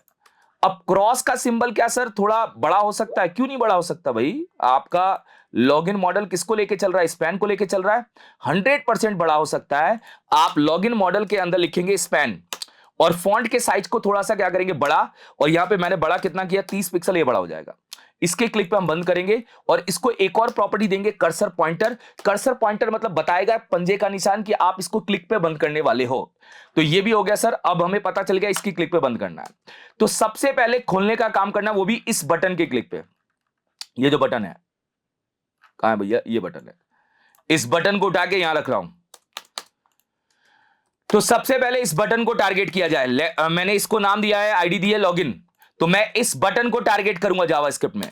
मैं स्क्रिप्ट टैग का यूज करूंगा, लेट लॉगिन बीटीएन, मतलब मैंने नाम दिया है लॉगिन बीटीएन, आप कुछ भी नाम यहां पे क्या कर सकते हैं, दे सकते हैं लॉगिन बीटीएन। और मैंने यहां लिखा डॉक्यूमेंट डॉट क्वेरी सेलेक्टर का यूज करके पहले मैंने बटन को बुलाया हैज लॉगिन बीटीएन। ये हमारे बटन की जो आईडी है वो मैंने यहां दे दी, लॉगिन दे रखी है। ओके सर, ये हमारी बटन की आईडी है। बटन टैग आ चुका है हमारे पास। अब बटन टैग के ऊपर हम लगा देंगे add event listener. Add event listener लगा के हम बोलेंगे क्लिक, ठीक है सर। जैसे ही आप क्लिक करोगे, क्लिक करने के बाद ये एरो फंक्शन चलेगा, और ये एरो फंक्शन क्या करेगा, खोलने का काम करेगा। मगर खोलोगे किसको, पहले माइंड तो लगाओ, किसको खोलना है, खोलना है ये जो डिव है इसको, ये जो लॉगिन मॉडल है इसको खोलना है, ये तो हटा रहेगा। तो लॉगिन मॉडल वाली डिव को भी टारगेट किया जाए, let login modal element. Okay sir, और यहां पे लिखिएगा डॉक्यूमेंट डॉट क्वेरी सेलेक्टर, और क्वेरी सेलेक्टर में पास करना है आपको ये नाम। कौन सा नाम पास करना है सर, ये जो नाम है भाई, ये नाम पास कर देना है। ये नाम आप यहां पे क्या करेंगे, पास कर देंगे। पास करने के बाद वो सेलेक्टर बन के आ जाएगा। मतलब मान लीजिए ये डिव हमारे पास आ चुकी है, इसी डिव को खोलना है, तो आपको कुछ नहीं करना, लॉगिन मॉडल के ऊपर क्लास लिस्ट का यूज करना है भाई लोग, और इसके अंदर लिखना है ऐड, और ऐड में लिख के आपको वो क्लास ऐड कर देनी है। कौन सी, ये शो मॉडल। ये शो मॉडल उसको खोलने का काम करेगी, ये शो मॉडल उसको खोलने का काम करेगी। तो ये है हमारा बटन टैग, ये है हमारा डिव एलिमेंट जिस पे हम काम कर रहे हैं। उसके ऊपर क्लिक करके हमें क्या करना है, लॉगिन मॉडल को क्लास लिस्ट के थ्रू ऐड करवाना है, और बोलना है कि शो मॉडल क्लास ऐड करिए, जो माइनस में पड़ा है उसको प्लस में ले आइए। अब होगा क्या कॉन्सेप्ट मैं बताता हूं, देखो पहले राइट क्लिक करके इंस्पेक्ट चलते हैं। ये है हमारी डिव, देखो इसके अंदर एक ही क्लास ऐड है, मैं जब क्लिक करूंगा इसके अंदर दूसरी क्लास ऐड हो जाएगी। हो गई ऐड सर, लो मैं यहां से हटाता हूं, देखो हो गई ऐड सर। मतलब मुद्दा ये है सर, टॉप से चिपकी हुई नहीं आ रही, तो आपको एक और प्रॉपर्टी लगानी है यहां पे, टॉप से 0। ये लॉगिन मॉडल हमारे टॉप से क्या होगा, चिपका हुआ रहेगा, बस ये लीजिए, बिल्कुल सही है सर। मगर आप इसके क्लिक पे बंद कैसे करोगे भाई, जो क्लास ऐड हुई है उसको रिमूव करवा दूंगा। तो ये हमने ऐड का काम किया, ऐसे ही मैं क्या करूंगा, इसको भी टारगेट कर लूंगा, किसको, इसको लॉगिन मॉडल के अंदर जो स्पैन है इसको। ये स्पैन जो है सर वो क्या है हमारा भैया, स्पैन है बंद करने वाला बटन। मैं यहां पे लिखूंगा क्लोज बीटीएन। क्लोज बीटीएन का मतलब क्या है, जिसके ऊपर क्लिक करके हमें इसको क्लोज करना है, डॉक्यूमेंट डॉट क्वेरी सेलेक्टर। हमारा मॉडल है सर लॉगिन मॉडल, उसके अंदर एक स्पैन नाम का टैग है, स्पैन नाम का टैग है। ये स्पैन नाम का टैग हमें क्या निकाल के देगा, स्पैन नाम का टैग हमें ये निकाल के देगा। इसकी क्लिक पे आपको बंद करना है, कुछ नहीं करना, यहां जाना है और जाके बोलना है क्लोज बीटीएन। आपको एक टास्क दिया जा रहा है, ऐड इवेंट लिस्नर को ऐड करिए, और यहां पे क्लिक करिए, और क्लिक करके एरो फंक्शन यहां पे प्रोसेस करिए। और प्रोसेस करने के बाद आपको एक छोटा सा काम करना है, ये लॉगिन मॉडल को खोलने का काम ये बटन कर रहा है। इसी कोड को कॉपी करके आप यहां पे रिमूव लिख दीजिए। रिमूव क्या करेगा, बोलेगा भाई जब मैं इस पेन पे क्लिक करूंगा इस क्लास को वहां से रिमूव कर दूंगा। तो रिमूव के कॉन्सेप्ट में ये होने वाला है कि जब आपकी क्लास रिमूव होगी, ये वापस से राइट में भग जाएगा, माइनस में चला जाएगा। ये कॉन्सेप्ट लेके आएगा हमारा लॉगिन मॉडल का कॉन्सेप्ट। ये आया, इसके क्लिक पे गायब हो गया सर, ये आया और इसके क्लिक पे ये गायब हो गया। तो ये हमने बनाया एक लॉगिन मॉडल। और देखो फंक्शनैलिटी ना बनाने के लिए सीएसएस की प्रॉपर्टी का भी पता होना चाहिए। अगर आपको सीएसएस की प्रॉपर्टी पता है तो आप फंक्शनैलिटी आराम से क्या कर सकते हो, डिजाइन कर सकते हो। तो मुझे नहीं लग रहा कि लॉगिन मॉडल में भी आपको कोई डाउट होगा, और ये भी प्रोसेस आपके सामने क्या हो गया, क्लियर हो गया। अब हम चलेंगे आगे की साइड, और हम आगे के टॉपिक पे क्या करेंगे, एंटर करेंगे, जो है हमारा ट्रैवर्सिंग मेथड्स। हमें ट्रैवर्सिंग के बारे में क्या करना, समझना है ये क्या होता है, मतलब इसके थ्रू हम क्या कर पाएंगे। देखिए एक्चुअल में क्या है, ये मैं अभी डोम का मान लीजिए कोर कॉन्सेप्ट है, इसके बाद एडवांस भी आएगा, आप इसको देखिएगा, इसको आप लोग लाइक करिएगा। इसके बाद हम क्या करेंगे, एडवांस कॉन्सेप्ट लेके आएंगे। अगर आप लोग बोलेंगे तो हम एडवांस कॉन्सेप्ट जरूर लेके आएंगे, जिसमें बहुत सारे डेप्थ लेवल के और लॉजिक क्लियर किए जाएंगे। क्योंकि देखिए जो हम डोम कर रहे हैं ना, डोम के अंदर हम ऐड इवेंट लिस्नर का यूज करते हैं। अब जैसे इवेंट बबलिंग भी होता है एक, वो मैंने बताया नहीं है। फिर हम यहाँ पे इवेंट डॉट टारगेट का भी यूज कर सकते हैं। हम पूरी डिव के ऊपर क्लिक लगा के कुछ वर्क भी कर सकते हैं। जैसे एक छोटा सा एग्जांपल देता हूं, आने वाले पार्ट्स के अंदर मैं बता रहा हूं, आने वाले पार्ट्स के अंदर अगर हम चलेंगे, इसके अंदर मैं चाहूंगा कि मैं कुछ इस टाइप का लेआउट आप लोगों के सामने बनाऊं। इस टाइप का लेआउट जो गैलरी में है, गैलरी में जाते हैं। गैलरी में अगर आप देखेंगे तो मैं कर्सर करता हूं तो एक चीज क्या होती है, जिस साइड से मैं कर्सर करता हूं वहां से आती है। अगर मैं यहां से कर्सर करूंगा यहां से आएगी, अगर मैं यहां से कर्सर करूंगा यहां से आएगी। तो पॉइंट मेरा यह है कि मैं जहां से कर्सर करता हूं वो वहां से आती है। तो इसके लिए थोड़ा सा लॉजिक हम क्या करेंगे, बड़ा करेंगे। थोड़ा आगे की पार्ट में हम मिलेंगे आपसे, जिसमें मैं आप लोगों को लाइट बॉक्स बताऊंगा, जिसमें मैं आप लोगों को टैगिंग बताऊंगा, थोड़े से कॉन्सेप्ट को बड़ा करके। तो पहले आप इसको समझ लीजिए, जिससे आप थोड़े से क्या हो पाए, कनेक्ट हो पाए, डोम के प्रोसेस पे काम कर पाए। फिर हम आगे की साइड और बड़ा काम करने वाले हैं। चलिए हम ट्रैवर्सिंग को समझते हैं। देखिए ट्रैवर्सिंग का मतलब क्या होता है, ट्रैवर्सिंग का मतलब है कि भाई आप लोगों को चिल्ड्रन, पेरेंट, सिबलिंग, इनके बारे में समझना है। मैं इसको एक कॉन्सेप्ट से समझाना चाहता हूं। देखिएगा, आप कॉन्सेप्ट समझिएगा। मान लीजिए कि आपने एक डिव बनाया, मान लीजिए आपने क्या किया, एक डिव बनाया। इस डिव के अंदर आपने एक बटन लिखा और यहां पे लिखा सेव, ओके सर। फिर आपने एक हेडिंग लिया, H1 टैग लिया, और H1 टैग में आपने ऊपर की साइड लिखा है वेलकम, ओके सर। फिर आपने क्या किया, फिर आपने यहां पे क्या किया, यहां पे P टैग लिया और P टैग में आपने लिखा है वेलकम टू WS। अब मुद्दे की बात यह है कि सर जो यहां पे आपने डिजाइन बनाया, इसमें टोटल कितने टैग यूज किए, 4। एक ये डिव है, ये डिव भी है। और इस डिव के अंदर अगर आप देखेंगे, इस डिव के अंदर आपका क्या है, हेडिंग है, बटन है और पैराग्राफ है। तो मैं इस बटन को लेके चलता हूं। चलो मैं इस बटन से एग्जांपल समझाता हूं। ये जो बटन है, इस बटन के लिए जो है ना, अगर आप बोलोगे पेरेंट कौन है, पेरेंट एलिमेंट कौन है इस बटन के लिए, तो बटन के लिए जो पेरेंट एलिमेंट है वो ये डिव है। मतलब डिव जो है वो पेरेंट एलिमेंट है। तो हम बटन के थ्रू उसके पेरेंट पे जा सकते हैं। मैं ऐसा नहीं कह रहा हूं मैं डिव के थ्रू भी बटन पे आ सकते हो। ट्रैवर्सिंग मेथड का मतलब यही होता है कि आप चाइल्ड से पेरेंट पे कैसे जाएंगे, पेरेंट से चाइल्ड पे कैसे जाएंगे, और चाइल्ड से उसके सिबलिंग पे कैसे जाएंगे। ये दोनों सिबलिंग्स हैं इसके, तो इन दोनों सिबलिंग्स को कैसे टारगेट करोगे। तो किसी एलिमेंट के थ्रू चाइल्ड, पेरेंट, चिल्ड्रन के प्रोसेस को समझना, वही आपका कहलाता है ट्रैवर्सिंग मेथड्स का कॉन्सेप्ट। इसी को हम थोड़ा क्या करते हैं, प्रैक्टिकली थोड़ा डेप्थ लेवल पे समझते हैं। फिर हम इसका यूज करके करेंगे टास्क, और टास्क का लेवल है बड़ा, ध्यान रखिएगा गाइस। तो हम यहां जाते हैं और यहां जाके हम बनाते हैं एक बार एग्जांपल। मैंने कहां तक बनाया था, 4। मैं यहां पे 5.html ले लेता हूं, ठीक है। चलिए अब मैंने HTML का यूज किया और HTML मैंने स्टार्ट किया, क्लोज किया। एक डिव ले लेते हैं समझाने के लिए, मुझे डिव तो बनानी पड़ेगी भाई। और डिव को मैं एक क्लास दे देता हूं मेन, ओके। मैं यहां गया और मैंने यहां पे जाके क्या लिखा, स्टाइल, और स्टाइल में लिखा डॉट मेन। विड्थ दिया मैंने यहां पे 1320 पिक्सल, ओके। मार्जिन ऑटो देके सेंटर, थोड़ा सा पैडिंग दे दिया हमने अंदर की साइड से 30 पिक्सल। और एक और छोटा सा काम किया, यहां लगा के स्टार लगा के मार्जिन 0, पैडिंग 0, ठीक है सर, ओके। पैडिंग 0 कर दिया और फॉन्ट फैमिली हमने दे दी सैंस सेरिफ। तो मुझे नहीं लग रहा इसमें कोई डाउट होगा आप लोगों को। अब मैंने H1 टैग लिया और H1 टैग में ले लिया वेलकम। H1 टैग के अंदर क्या लिखा, वेलकम, ठीक है। और मैंने यहाँ पे बटन लिया, बटन में मैंने लिखा है यहाँ पे सेव, या बटन में सेव लिख दिया, चलो। और P टैग में ले लिया मैंने यहाँ पे वेलकम टू WS।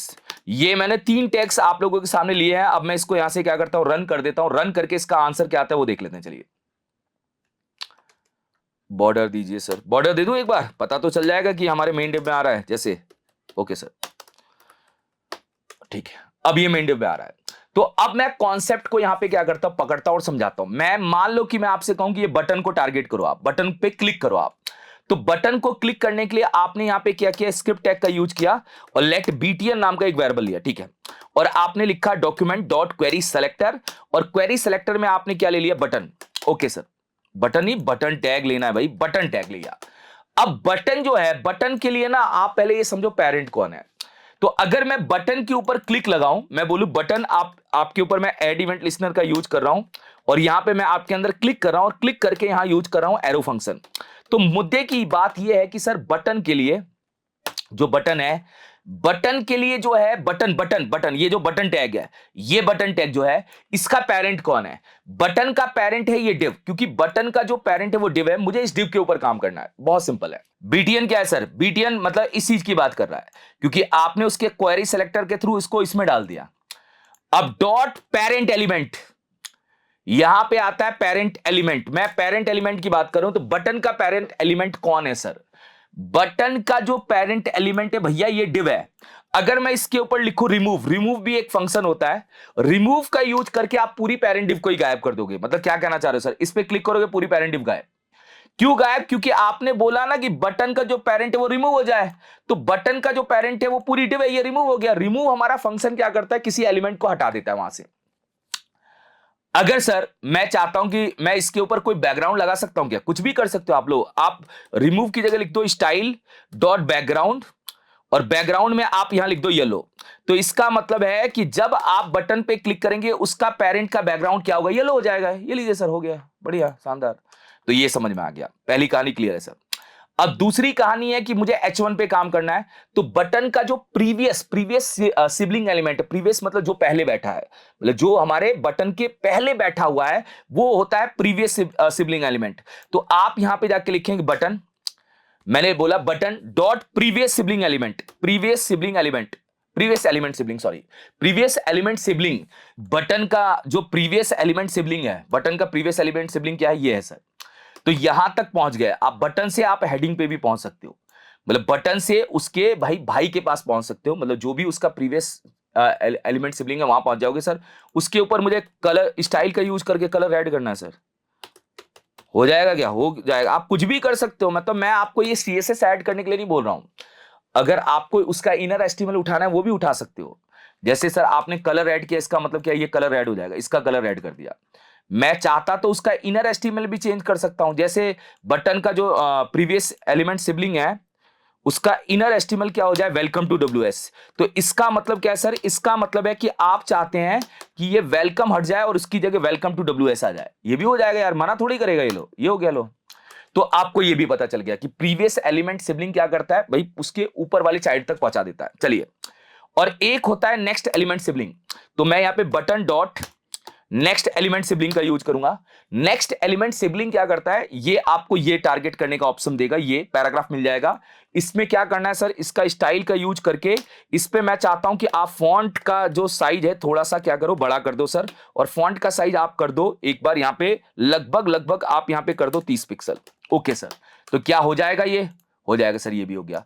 तो एक्चुअल में आपको पेरेंट एलिमेंट पता चल गया, ये पेरेंट है सर। प्रीवियस एलिमेंट सिबलिंग पता चल गया, ये है सर।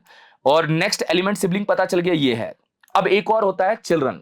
चिल्ड्रन का मतलब क्या है? मैं मान लो कि आपसे कहूं कि बटन है या पैराग्राफ है। अब पैराग्राफ के अंदर ना यहां पे मान लीजिए एक पी टैग है, मतलब सॉरी एक बी टैग है। बी टैग में आपने क्या किया? 2 लिखा है, ठीक है। और यू टैग के अंदर आपने यहां पे क्या लिखा है? यू टैग के अंदर आपने यहां पे लिखा है WS, ठीक है सर, लिखा है। तो ये जो पैराग्राफ है, ये पैराग्राफ कहां से आ रहा है? ये अगर मैं btn dot next element sibling करूंगा यहां पे, और मैं अगर इसको कंसोल डॉट लॉग करूंगा, तो कंसोल डॉट लॉग में btn dot next element sibling में आपको क्या मिलेगा? राइट क्लिक करिए सर, कंसोल में जाइए, इस पे क्लिक करिए, और क्लिक करके जब आप देखेंगे तो ये नेक्स्ट एलिमेंट सिबलिंग में ये पूरा मिल जाएगा सर। अब इस पैराग्राफ के चिल्ड्रन कौन है? पैराग्राफ के चिल्ड्रन है बी और यू सर। तो आप इसके चिल्ड्रन तक भी पहुंच सकते हो, मतलब पैराग्राफ तक आप पहुंच गए। पैराग्राफ तक पहुंचने के लिए आपने क्या यूज किया? btn dot next element siblings. अब आपको पैराग्राफ के भी अगर चिल्ड्रन को निकालना है, सेम लाइन लिखनी है, डॉट चिल्ड्रन। चिल्ड्रन का क्या करेगा? आपको चिल्ड्रन निकाल के देगा। अब चिल्ड्रन में मिलेगी आप लोगों को नोड लिस्ट। नोड लिस्ट क्यों मिलेगी? क्योंकि चिल्ड्रन 2 होते हैं, नोड लिस्ट या एस्टिमल कलेक्शन, दोनों में से कुछ भी मिल सकता है। वैसे हम जाके यहां पे क्लिक करते हैं, क्या मिल रहा है सर? एस्टिमल कलेक्शन मिल गया। देखो, पी टैग तो मिला, पर पी टैग के अंदर एस्टिमल कलेक्शन मिला जिसमें 0 पोजीशन पे बी पड़ा है और 1 पोजीशन पे यू पड़ा है। तो मैं यहां पे ये समझाना चाह रहा हूं कि अगर आपको इसके पैराग्राफ के दोनों चिल्ड्रन को उठाना है तो आपको btn dot next element sibling मतलब पैराग्राफ तक पहुंचना है, फिर चिल्ड्रन का यूज करके आप इन दोनों चिल्ड्रन को उठा सकते हो, ये एक एरे के फॉर्म में आ जाएंगे। ये भी आपको पता चल गया।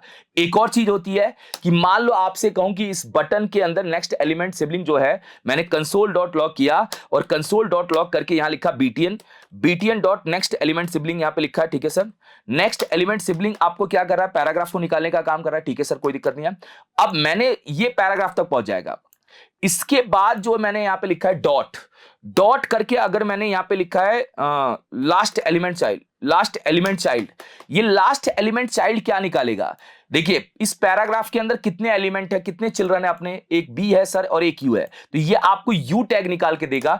इस लाइन से आपको यू टैग क्या होने वाला है, मिलने वाला है। अगर आप क्लिक करेंगे तो यू टैग मिल जाएगा। तो आपको ये जो बेसिक कॉन्सेप्ट था ट्रैवर्सिंग का वो क्लियर हो गया होगा। हम इतने ही बेसिक कॉन्सेप्ट को अभी समझते हैं और इसका यूज करके हम बनाते हैं अकॉर्डियन FAQ सेक्शन, जिससे आपको ये लॉजिक प्रॉपर लेवल पे क्या हो जाए, कनेक्ट हो जाए। तो ट्रैवर्सिंग्स के ये थोड़े से मेथड्स थे जो मैंने आप लोगों के सामने क्या किए, क्लियर किए, और आप इसको आसानी से पिक करके समझ पाए होंगे कि कैसे मैंने बटन का पेरेंट ढूंढा, कैसे मैंने बटन का प्रीवियस एलिमेंट सिबलिंग ढूंढा, नेक्स्ट एलिमेंट सिबलिंग ढूंढा, ये मैंने ढूंढा कैसे, ये पता चल गया होगा। चलिए अब हम FAQ के सेक्शन को क्या करेंगे, बनाएंगे। ये हमारी क्या एक बार सेक्शन है, हम इसी को क्या करते हैं, लेके चलते हैं, हम इसी को बनाने वाले हैं। जैसे इस क्वेश्चन के क्लिक पे ये आंसर खुलेगा, इस क्वेश्चन के क्लिक पे ये आंसर खुलेगा, इस क्वेश्चन पे क्लिक पे ये आंसर खुलेगा। देखिए इसमें हमारे थोड़े से लॉजिक बढ़ने वाले हैं, लॉजिक छोटा नहीं होगा क्योंकि हमारे मल्टीपल क्वेश्चन है, तो क्लिक करने का लॉजिक क्या बनेगा वो मैं पूरा आपको कॉन्सेप्चुअल बताऊंगा। तो सबसे पहला मुद्दा है कि हम डिजाइन बना लेते हैं सर। लो हम जाते हैं और यहां जाके बनाते हैं FAQ section.html करके हमने एक फाइल बनाई, हमने FAQ section.html बनाया और HTML टैग स्टार्ट किया, क्लोज किया। भाई सबसे पहले मैं एक H1 टैग ले लेता हूं और H1 टैग में हेडिंग प्रोसेस कर देता हूं, ये बड़ी वाली हेडिंग आ जाएगी, ठीक है सर। अब मैं इसको लाइव सर्वर पे क्या करता हूं, मूव कर देता हूं। पहले हम डिजाइन बना रहे हैं, डिजाइन के बाद हम कॉन्सेप्ट पे आने वाले हैं, ठीक है। हम यहाँ पे स्टाइल का यूज करते हैं और स्टाइल का यूज करके स्टार लगा के मार्जिन 0, ठीक है, मार्जिन 0 हम यहाँ पे क्या करेंगे, प्रोसेस कर देंगे और पैडिंग 0 भी हम यहाँ पे क्या कर देंगे, ऐड कर देंगे। फॉन्ट फैमिली भी क्या करेंगे, सैंस सेरिफ ले लेंगे, ये भी आपको पता चल जाएगा, ठीक है सर। अब H1 टैग को हम टारगेट करेंगे, बोलेंगे टेक्स्ट अलाइन सेंटर होके सेंटर हो जाओ, आप जल्दी से सेंटर हो जाओ और थोड़ा सा पैडिंग ले लो आप टॉप और बॉटम से, कितना 50 पिक्सल नहीं 30 पिक्सल ले लो टॉप और बॉटम से, लेफ्ट और राइट से 0 नहीं चाहिए, बस इतना ही करना है। यहां गया। अब हम बनाएंगे एक मिडिल डिव जिसमें हम क्या करने वाले, ये पूरे FAQ को बनाने वाले। मतलब मैं चाहता हूं कि अब आप बनाएं यहां पे एक मिडिल डिव, ये मिडिल डिव होगी जिसमें हम पूरा FAQ के सारे आइटम्स को बनाएंगे। यहाँ पे आइटम नंबर 1 होगा, ये आइटम नंबर 2 होगा, ये आइटम नंबर 3 होगा और ये आइटम नंबर 4 होगा। तो यहाँ पे हम क्या कर रहे हैं, हम यहाँ पे बना रहे हैं एक डिव। इस डिव के अंदर हम एक क्लास दे रहे हैं, जो हम यहाँ पे रखेंगे क्लास का नाम रखते हैं हम FAQ मिड, ठीक है। FAQ मिड जो है वो है अपना वो वाला प्रोसेस जिसमें हम मिडिल पार्ट बनाने वाले हैं। तो FAQ मिड को हम बोलेंगे कि भैया आप मैक्स विड्थ ले लो। मैक्स विड्थ ऑटोमेटिक मोबाइल में रिस्पॉन्सिव हो जाती है। मैं बोल रहा हूं कि मैं FAQ बनाने वाला हूं यहाँ पे 1000 पिक्सल में, चलिए, और मार्जिन ऑटो देके मैंने बोला आप स्क्रीन के सेंटर में चले जाना। अब ये हो गया सर ये वाला पार्ट, मिड वाला पार्ट। अब मिड के अंदर क्या करने वाले हो, मिड के अंदर हम बनाएंगे भैया क्वेश्चंस आंसर के वो डिव। तो हम यहाँ पे इसकी डिव की क्लास का नाम देंगे FAQ आइटम। क्या नाम दे देंगे, FAQ आइटम्स। ये FAQ आइटम नाम की हमारी डिव होगी, जिसको हम यहाँ पे क्या करेंगे, एक बार बॉर्डर देंगे कि बॉर्डर देके ये क्या आ रहा है एक बार देख लेंगे कि 1 पिक्सल सॉलिड, ओके। और मैंने यहाँ पे क्या दिया, CCC, ये होता है लाइट ग्रे कलर। जाके चेक करते हैं आंसर आ रहा है सर, ठीक है। अब इसके अंदर आप S2 टैग का यूज करिए, और S2 टैग नहीं तो S3 टैग का यूज करिए, और S3 टैग में ये क्वेश्चन ले लीजिए। बोले S3 टैग के अंदर ये पहला क्वेश्चन ले लेते हैं, ये जो हमारा पहला क्वेश्चन आ रहा है ये कॉपी किया और कॉपी करके हमने यहाँ डाल दिया, और मैं P टैग ले लेता हूँ, P टैग में हमारा आ जाएगा आंसर। ये मैंने डिव को कॉपी किया और कॉपी करके हमने इस डिव को भी यहाँ पे क्या मतलब इस कंटेंट को यहाँ पे पेस्ट कर दिया और रैप कर दिया। चलिए ये हमारा पहला क्वेश्चन आ गया, मैं इसी डिव को कॉपी करूंगा, पेस्ट करूंगा, और इसके बाद ये आ जाएगा हमारा दूसरा क्वेश्चन। ये हमारा दूसरा क्वेश्चन यहाँ आएगा, ठीक है, और मैं यहाँ पे क्या करूंगा, क्लिक करूंगा, ये आ जाएगा इसका आंसर, ठीक है। ये आ गया मेरा यहाँ पे इसका आंसर, ठीक है, ये भी आ जाएगा, ठीक है। फिर मैं कॉपी करूंगा यहाँ पे और पेस्ट करूंगा, ये मैं तीसरा क्वेश्चन ले लूंगा। मैं 4 क्वेश्चन पे ही लॉजिक लगा रहा हूं, बाकी के आप एक बार प्रोसेस कर लीजिएगा। मैं बस 4 क्वेश्चन पे आप लोगों को लॉजिकली क्या कर रहा हूं, बनाना चाह रहा हूं, फिट करना चाह रहा हूं कि वो वर्किंग कैसे हो रही है। और फिर हम ले लेते हैं यहाँ पे एक और चौथा क्वेश्चन, ये है चौथा क्वेश्चन, यहाँ से उठा लेते हैं। इन 4 क्वेश्चन के ऊपर ही हम FAQ के लॉजिक्स को क्या करेंगे, बनाएंगे। FAQ क्या होता है? जिसके क्लिक पे हमारे आंसर खुलते हैं, मतलब क्वेश्चन के क्लिक पे आंसर को क्या करते खोलते हो, ये होता है आपका FAQ। अब ये बन गया सर, अब इसको थोड़ा डिजाइन कीजिए, मैं डिजाइन करता हूं। डिजाइन करने के लिए मैं टारगेट करूंगा FAQ आइटम, और FAQ आइटम के अंदर है हमारा S3 नाम का टैग। अब S3 टैग किसको लेके चल रहा है? S3 टैग लेके चल रहा है क्वेश्चंस को, ये क्वेश्चंस है। तो मैं यहां पे दूंगा पैडिंग, ये थोड़ा पैडिंग ले लेगा, पैडिंग मैंने दे दिया 15 पिक्सल, थोड़ा पैडिंग ले लेगा सर, हो गया। और साथ में मैं यहां पे बैकग्राउंड दे दूंगा थोड़ा सा येलो ग्रीन, या जो येलो ग्रीन या हाँ येलो ग्रीन दे देते हैं, चलिए ऐसा आ जाएगा। ये क्वेश्चन है, ठीक है। अब मैं इसी के अंदर क्या करूंगा, मैं हर जो S3 टैग है मैं कंट्रोल डी कर रहा हूं, कंट्रोल डी से मैंने चारों S3 टैग को सेलेक्ट किया, और इसके अंदर मैंने स्पैन का यूज किया, और स्पैन में मैंने प्लस डाल दिया, क्योंकि मुझे प्लस भी चाहिए, यहां प्लस आ रहा है। अब प्लस को राइट साइड में लेके जाना है, तो इसको हम बोलेंगे पोजीशन रिलेटिव, इसको क्या बोलेंगे? पोजीशन रिलेटिव, क्योंकि इसका जो चाइल्ड है वो है स्पैन, मैं उसको पोजीशन एब्सोल्यूट के कॉन्सेप्ट से राइट में लेके जाऊंगा। तो मैंने स्पैन को टारगेट किया। स्पैन किसकी बात कर रहा है सर? स्पैन इसकी बात कर रहा है, ये है स्पैन। और यहां जाके आप लिखोगे पोजीशन एब्सोल्यूट, और एब्सोल्यूट लिखने के बाद आप लिखोगे राइट से 0। ये राइट से 0 प्रोसेस हो जाएगा, यहां आ जाएगा, और साथ में थोड़ा सा राइट से 10 कर देते हैं, ये आ जाएगा। चलिए डन, बढ़िया, ये चाहिए हमें। और फिर सर ये जो आंसर आ रहा है, आंसर को भी थोड़ा गुड लुकिंग करना है, कोई नहीं।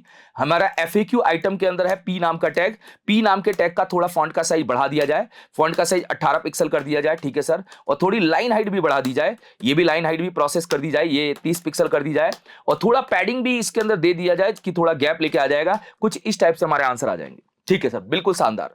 अब मुद्दा यह है कि सारे आइटम चिपके हैं, क्या हम इसके अंदर मार्जिन बॉटम दे सकते हैं?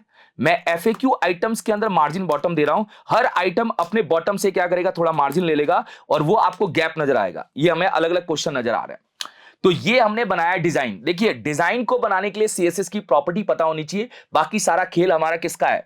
जावास्क्रिप्ट खेलेगा, मगर CSS की प्रॉपर्टी नहीं पता होगी तो आप फंस जाओगे। अब मुद्दे की बात यह है कि ये जो पैराग्राफ है ये पहले से हाइड होना चाहिए।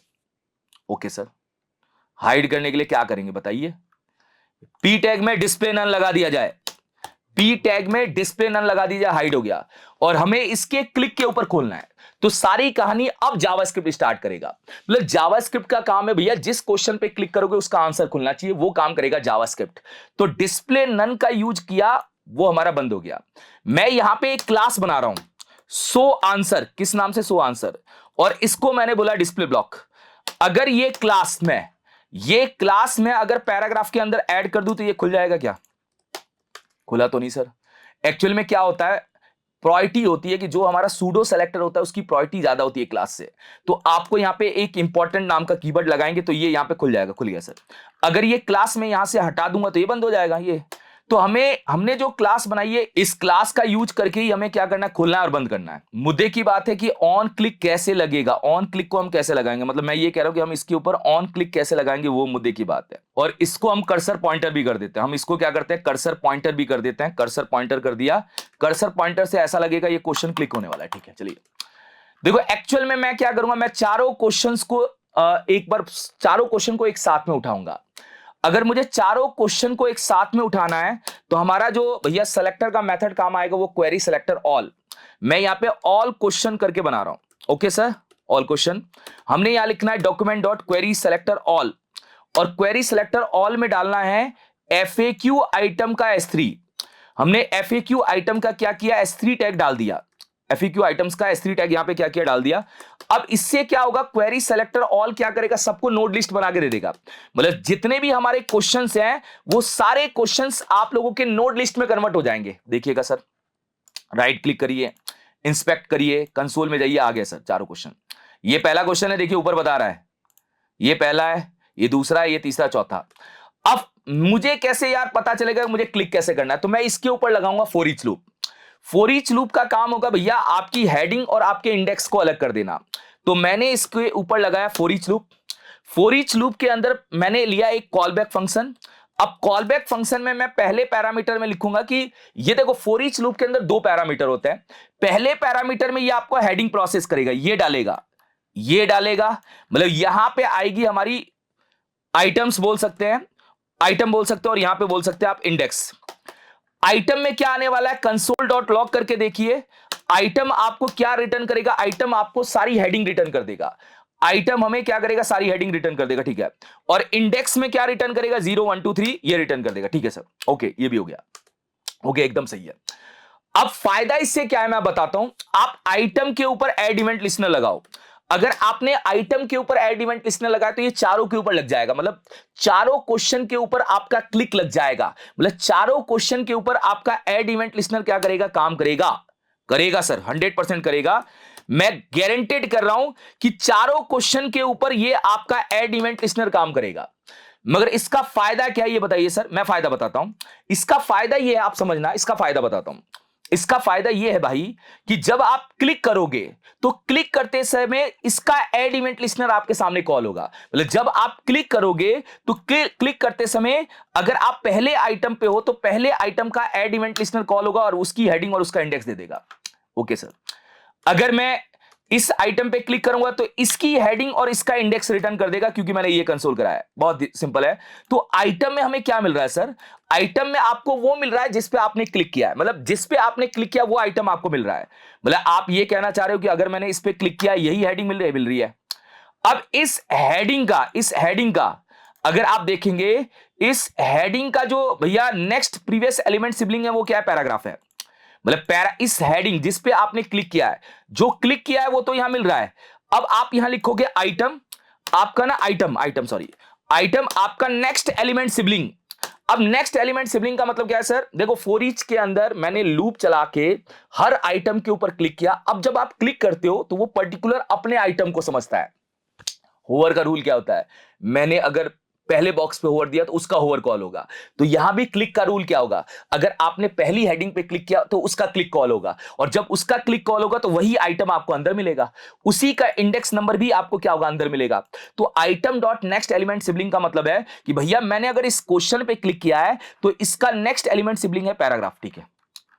और क्लास लिस्ट का यूज करना है सर, और क्लास लिस्ट का यूज करके टोगल कर देना है। टोगल किसको कर देना है भैया, टोगल वो क्लास अभी हमने बनाई थी, कौन सी क्लास बनाई थी हमने, ये वाली क्लास बनाई थी, सो आंसर। तो ये सो आंसर को हम यहां पे क्या करेंगे, टोगल कर देंगे। अब इसका फायदा क्या है, जिस पे आप क्लिक करोगे उसका आंसर, उसका नेक्स्ट एलिमेंट सिबलिंग है, उसका आंसर वो उसको उस पे ये क्लास क्या करेगा, ऐड कर देगा। जैसे ही ये क्लास उस पे ऐड करेगा ये खुल जाएगा, देखो खुल गया सर। दोबारा क्लिक करोगे बंद हो जाएगा। क्लिक किया खुल गया, बंद हो गया, क्लिक किया बंद खुल गया, बंद हो गया, क्लिक किया खुल गया, क्लिक किया खुल गया, क्लिक किया खुल गया। अब मैंने इस पे क्लिक किया, बंद हो गया, क्योंकि भाई जिस पे क्लिक कर रहे हो उसका एक्शन परफॉर्म हो रहा है, उसका एड इवेंट लिस्टनर आपके सामने फायर हो रहा है। मगर कहानी में सर आपने क्लिक करके खोलना और बंद करना तो कर दिया, मगर यहां पे प्लस की जगह माइनस भी आना चाहिए, वो कैसे करेंगे आप। मतलब मैं चाहता हूं कि यहां पे प्लस की जगह क्या आना चाहिए, माइनस आना चाहिए, वो काम हम कैसे करेंगे, वो लॉजिक हम इसमें कैसे प्रोसेस करेंगे। देखिए प्लस की जगह माइनस आने का काम भी हमें करना है, वो इसी आइटम में से करना है। ये आइटम आप देखो, ये जो आइटम है, ये आइटम आपको वो हेडिंग दे रहा है जिस पे आप काम कर रहे हो। ये आइटम हमें क्या कर रहा है, वो हेडिंग दे रहा है, हाँ सर दे रहा है। जैसे जिस पे आप क्लिक कर रहे हो वो हेडिंग हमें दे रहा है। ये आइटम जिस पे हम क्लिक कर रहे हैं वो हेडिंग दे रहा है सर। अब इसी का लास्ट एलिमेंट सिबलिंग क्या है, नहीं इसी का लास्ट एलिमेंट चिल्ड्रन कौन है, स्पैन है सर। तो item dot last element child, sorry, ये हमें क्या निकाल के देगा, ये स्पैन निकाल के देगा सर, स्पैन निकाल के दिया। मैंने एक इफ कंडीशन लगाया, इफ अगर इसके लास्ट एलिमेंट चाइल्ड के इनर एस्टिमल के अंदर अगर हमारा प्लस का सिंबल पड़ा है, तो प्लस का सिंबल पड़ा है तो इसका मतलब है आप चाहते हैं कि इस आइटम जो कि लास्ट एलिमेंट चाइल्ड के इनर एस्टिमल के अंदर माइनस आ जाए। आप ये चाहते हैं कि आपका माइनस आ जाए, मतलब आप चाहते हैं कि प्लस है तो प्लस की जगह माइनस आ जाए। और जब आप दोबारा क्लिक करें तो दोबारा क्लिक करेंगे वापस से इसके अंदर क्या आना चाहिए, प्लस आना चाहिए। तो ये जो इफ एल्स का लॉजिक है ये बता रहा है कि पहली बार जब आप क्लिक करोगे तो प्लस का सिंबल है वहां माइनस डाल देना और आंसर खोल देना। जब आप दोबारा क्लिक करोगे वापस से प्लस का सिंबल डाल देना और आंसर बंद कर देना। इससे यह होगा कि मैंने चेक किया अगर प्लस है तो यहां माइनस आ जाएगा सर, और दोबारा क्लिक करोगे वापस से प्लस आ जाएगा। ये प्लस के क्लिक पे माइनस और प्लस, ये बन गया सर, ठीक है। मगर एक इसमें टास्क अभी भी क्या है, पेंडिंग है। वो टास्क क्या पेंडिंग है मैं बता देता हूं। वो टास्क पेंडिंग है, वो करना है अभी कि मैंने इस पे क्लिक किया, मैं चाहता हूं कि ऊपर वाला बंद हो जाए भाई, मैं चाहता हूं ऊपर वाला बंद हो जाए। जिस पे मैं क्लिक करूंगा वही खोलना है, जिस पे मैं क्लिक करूंगा वही लॉजिक यहां पे क्या करना है, खोलना है। इसको ऐसे कर लेते हैं, चलो कंसोल भी खुला रहेगा। मतलब मैं जिस पे क्लिक करता हूं वही लॉजिक खोलना है। अभी ये तो चल रहा है कि जिस पे क्लिक करे वो खुल रहा है और जिस पे क्लिक करे वो बंद हो रहा है, मगर मुद्दे की बात यह है कि बाकी के हमें आंसर बंद करना है, जिस पे क्लिक किया है वो खुल जाए मगर बाकी के आंसर बंद हो जाए। तो वो चीज हम कैसे प्रोसेस करेंगे वो बताइए। जैसे मैंने इस पे क्लिक किया ये खुल गया, इस पे क्लिक किया ये खुल गया, मगर ऊपर वाला बंद भी तो होना चाहिए भैया, ऊपर वाला बंद भी तो करना है। तो हम यहां पे क्या करेंगे, हमें पता ही नहीं है कि आपने लास्ट क्वेश्चन कौन सा खोला है। ये जो है ये आपके करंट क्वेश्चन, मैं यहां पे लिख रहा हूं, जो आपका करंट क्वेश्चन है जिस पे आप क्लिक कर रहे हैं, करंट क्वेश्चन जिस पे आप क्या कर रहे हैं, क्लिक कर रहे हैं, उसको ओपन और हाइड करने का काम कर रहा है। ओपन करना प्लस शो करना और हाइड करना, ये दो काम ये कर रहा है। मैंने करंट क्वेश्चन क्यों लिखा है मैं समझा रहा हूं। करंट क्वेश्चन इसलिए लिखा है जिस पे आप काम कर रहे हो, उसके शो और हाइड का काम ये कर रहा है सर, और उसके सिंबल बदलने का काम ये कर रहा है। ये क्या कर रहा है, ये प्लस और माइनस का काम कर रहा है, मतलब माइनस आएगा और फिर प्लस भी आ जाएगा, ये काम ये कर रहा है। ठीक है, करंट क्वेश्चन की हेडिंग में प्लस माइनस करेगा और ये करंट क्वेश्चन के आंसर को क्लिक करके आंसर को शो और हाइड करने का काम करेगा, ये कर रहा है। ठीक है, मगर जो हमारा खुला हुआ है वो बंद कैसे होगा। जैसे हमने इस पे क्लिक किया ये तो खुल गया, मैंने इस पे क्लिक किया ये खुल गया, इस पे क्लिक किया ये खुल गया, इस पे क्लिक किया ये खुल गया, मगर मैं चाहता हूं अगर मैंने इस पे क्लिक किया ये खुल जाए, बाकी तीनों बंद हो जाए। तो बाकी तीनों बंद करने की स्ट्रेटेजी क्या होगी, देखो एक्चुअल में क्या होगा। मैं यहां पे अब आपको एक और चीज नोटिस करनी है, यहां से इंडेक्स में क्या मिल रहा है, इंडेक्स में आपको मिल रहा है जिस पे आपने क्लिक किया उसका इंडेक्स नंबर। अगर सामने वाले बंदे को मैं यहां पे अलर्ट करके दिखाऊं और अलर्ट में इंडेक्स दिखाऊं, तो अगर मैं पहले क्वेश्चन पे क्लिक करूंगा तो उसका इंडेक्स नंबर क्या होगा, 0 0। इस पे क्लिक करूंगा इसका इंडेक्स नंबर क्या होगा, 1। ठीक है, अब मैं ये कह रहा हूं कि जिस पे मैंने क्लिक किया उसका इंडेक्स नंबर यहां आ रहा है, इस इंडेक्स नंबर को छोड़ के बाकी सारे क्वेश्चन के आंसर को क्या करना है, हाइड करना है। बाकी सारे क्वेश्चन के आंसर को हमें क्या करना है, हाइड करना है। वो कैसे करेंगे, देखो इसके लिए फॉर ईच लूप हमें एक बार और चलाएंगे। ये फॉर ईच लूप का काम, इस फॉर ईच लूप का काम है अदर क्वेश्चन के आंसर। अदर क्वेश्चन के आंसर मतलब जिस पे क्लिक किया उसको छोड़ के बाकी सारे क्वेश्चन के आंसर को बंद करना। तो ये फॉर ईच लूप क्या करेगा, काम करेगा, ये चारों पे वापस काम करेगा। मैं कह रहा हूं कि फॉर ईच लूप लगाओ और वापस से आप हेडिंग निकालो, क्या निकालो, हेडिंग निकालो, और आई का मतलब मैं उसका इंडेक्स ले रहा हूं। अब आप इसको कंसोल डॉट लॉग करो। अब आप इसको कंसोल डॉट लॉग करोगे तो जितनी बार आप क्लिक करोगे उतनी बार आपकी चारों हेडिंग वापस आएगी। ओके सर, दिखाना, चारों हेडिंग आ रही है, ये अलर्ट हटा देता हूं। मतलब मैंने क्या किया, क्लिक के अंदर भी फॉर ईच लूप चला दिया 4 बार, मतलब आपने इसके लिए क्लिक किया ये 4 बार चल गया वापस से। अब इसमें भी क्या हो रहा है, एक आई आ रहा है और आई क्या कर रहा है, चारों का इंडेक्स नंबर लेके आ रहा है। देखो चारों का इंडेक्स नंबर आ रहा है। तो अभी आपने किस पे क्लिक किया सर, 1 इंडेक्स पे। तो 1 इंडेक्स जिस पे आपने क्लिक किया वो कहां से मिलेगा सर, ये यहां से, ये है करंट इंडेक्स। आप इसको नाम दे दीजिए सर करंट इंडेक्स, जिससे आप कंफ्यूज ना हो, करंट इंडेक्स। ओके, ये करंट इंडेक्स है जिस पे आप क्लिक करें वो इंडेक्स, और यहां पे हमारे सारे मिल रहे हैं। तो मैं यहां पे एक इफ कंडीशन लगाऊंगा, इफ जो हमारा करंट इंडेक्स है, करंट इंडेक्स जो ऊपर से आ रहा है वो नॉट इक्वल होना चाहिए हमारे आई के। इसका मतलब क्या है सर, इसका मतलब ये है कि अगर आपने भैया 0 वाले मतलब पहले वाले क्वेश्चन पे क्लिक किया है, पहले वाला क्वेश्चन कौन सा सर, ये पहले क्वेश्चन। तो अगर आपने पहले वाले क्वेश्चन पे क्लिक किया है तो पहले वाले क्वेश्चन का इंडेक्स नंबर क्या है, हमारा पहले वाले क्वेश्चन का इंडेक्स नंबर है 0। तो मैंने कंडीशन लगाई कि 0 जो है यहां पे आएगा, 0 को छोड़ के जितने भी रिजल्ट है वो दे देना। 0 को छोड़ के जितने, मतलब आप क्या कहना चाह रहे हो सर, यहां पे 1 2 3 वाले दे देना। दे दिया सर, इसने ये दिया, देखो ये तीनों दिया है। अगर हम नीचे पे क्लिक करेंगे तो क्या होगा, इसको क्लिक करके बाकी के तीनों दे देना, मतलब इसको छोड़ के ऊपर के तीनों दे देना। क्योंकि मुझे ना जिस पे क्लिक करना है उस पे तो मैंने खुलवाने का काम कर ही रखा है, बाकी तीनों को ढूंढने का काम ये कर रहा है।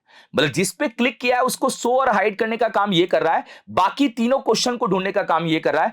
अब ये जो तीनों क्वेश्चंस जो हमारे पास आ रहे हैं वो हेडिंग के अंदर ही आ रहे हैं, इनका भी नेक्स्ट एलिमेंट सिबलिंग क्या होगा, इसका आंसर होगा। तो भाई नेक्स्ट, अब आप कहोगे सर इसका मतलब क्या, इसका मतलब देखो, इस कोड का मतलब बताता हूं। इस कोड का मतलब है कि भाई आपने इस पे क्लिक किया तो इस वाले क्वेश्चन को छोड़ देना, इसका नेक्स्ट एलिमेंट सिबलिंग ये हो गया सर, इसका नेक्स्ट एलिमेंट सिबलिंग ये हो गया सर, ओके, और इसका नेक्स्ट एलिमेंट सिबलिंग ये हो गया। बढ़िया, तो ये इन तीनों के आंसर में से क्लास लिस्ट का यूज करेगा और रिमूव कर देगा, और कौन सी क्लास रिमूव कर देगा, ये क्लास रिमूव कर देगा, सो आंसर। मतलब ये लॉजिक क्या कर रहा है, ये लॉजिक बता रहा है कि बाकी के जो आंसर खुले हुए थे उनको बंद करिए, और ये लॉजिक बता रहा है कि भाई आपका जो करंट क्वेश्चन का आंसर है उसको खोल दीजिए। सही है सर, आपने कर दिया एकदम। मैं देखो क्लिक करता हूं, चल रहा है, बंद हो गया, देखो ऊपर वाला, बंद हो गया ऊपर वाला, बंद हो गया ऊपर वाला, मगर दिक्कत यह है कि इन सब में माइनस आ गया, उसको भी हैंडल करेंगे। उसके लिए हमारे हेडिंग के अंदर, भाई हेडिंग ही है, हेडिंग वो है जो जिस पे क्लिक किया उसके अलावा वाली हेडिंग, मतलब उसके बाद वाले क्वेश्चंस, ठीक है, उसको छोड़ के क्वेश्चन, उसके लास्ट एलिमेंट चाइल्ड के अंदर, उसके इनर एस्टिमेट में आपको डायरेक्ट प्लस प्रोसेस करना है। यहां पे टोगल वोगल नहीं लगाना। यहां पे फाइनली काम है भैया, फाइनल काम क्या है मैं बताता हूं। जैसे आपने इस पे क्लिक किया, ये खुल गया, जब मैं इस पे क्लिक करूंगा तो इस लाइन का काम है, इस लाइन का काम है भैया यहां प्लस डाल देना, ओके। और इस लाइन का काम है इसके आंसर को बंद कर देना, ये लो, वहां प्लस और उसका आंसर बंद। वैसे ये जो कोड है, ये कोड तीनों जगह चल रहा है, मैं ये नहीं कह रहा हूं कि ये उसी पे चल रहा है, मगर मुझे पता ही नहीं है कि आपने लास्ट क्वेश्चन कौन सा खोला था, तो मैंने बोला कि करंट क्वेश्चन को छोड़ के जितने भी क्वेश्चन के आंसर हैं उन सबको बंद कर दो और उन सबके सिंबल में क्या करो, प्लस प्रोसेस कर दो। तो ये बन चुका है हमारा एक्कॉर्डियन का सेक्शन। थोड़ा लॉजिकल है, आप लोग एक बार रुक के चीजों को क्लिक करके समझेंगे तो आपको ये पॉइंट बहुत क्लियर समझ में आएगा और आप एक अच्छे लेवल पे इसको प्रोसेस कर पाओगे। तो ये हमने एक्कॉर्डियन यहां पे क्या किया, बनाया और बना के प्रोसेस कर दिया। अब आप इसको आसानी से क्या कर सकते हैं, डेवलप कर सकते हैं और बना सकते हैं।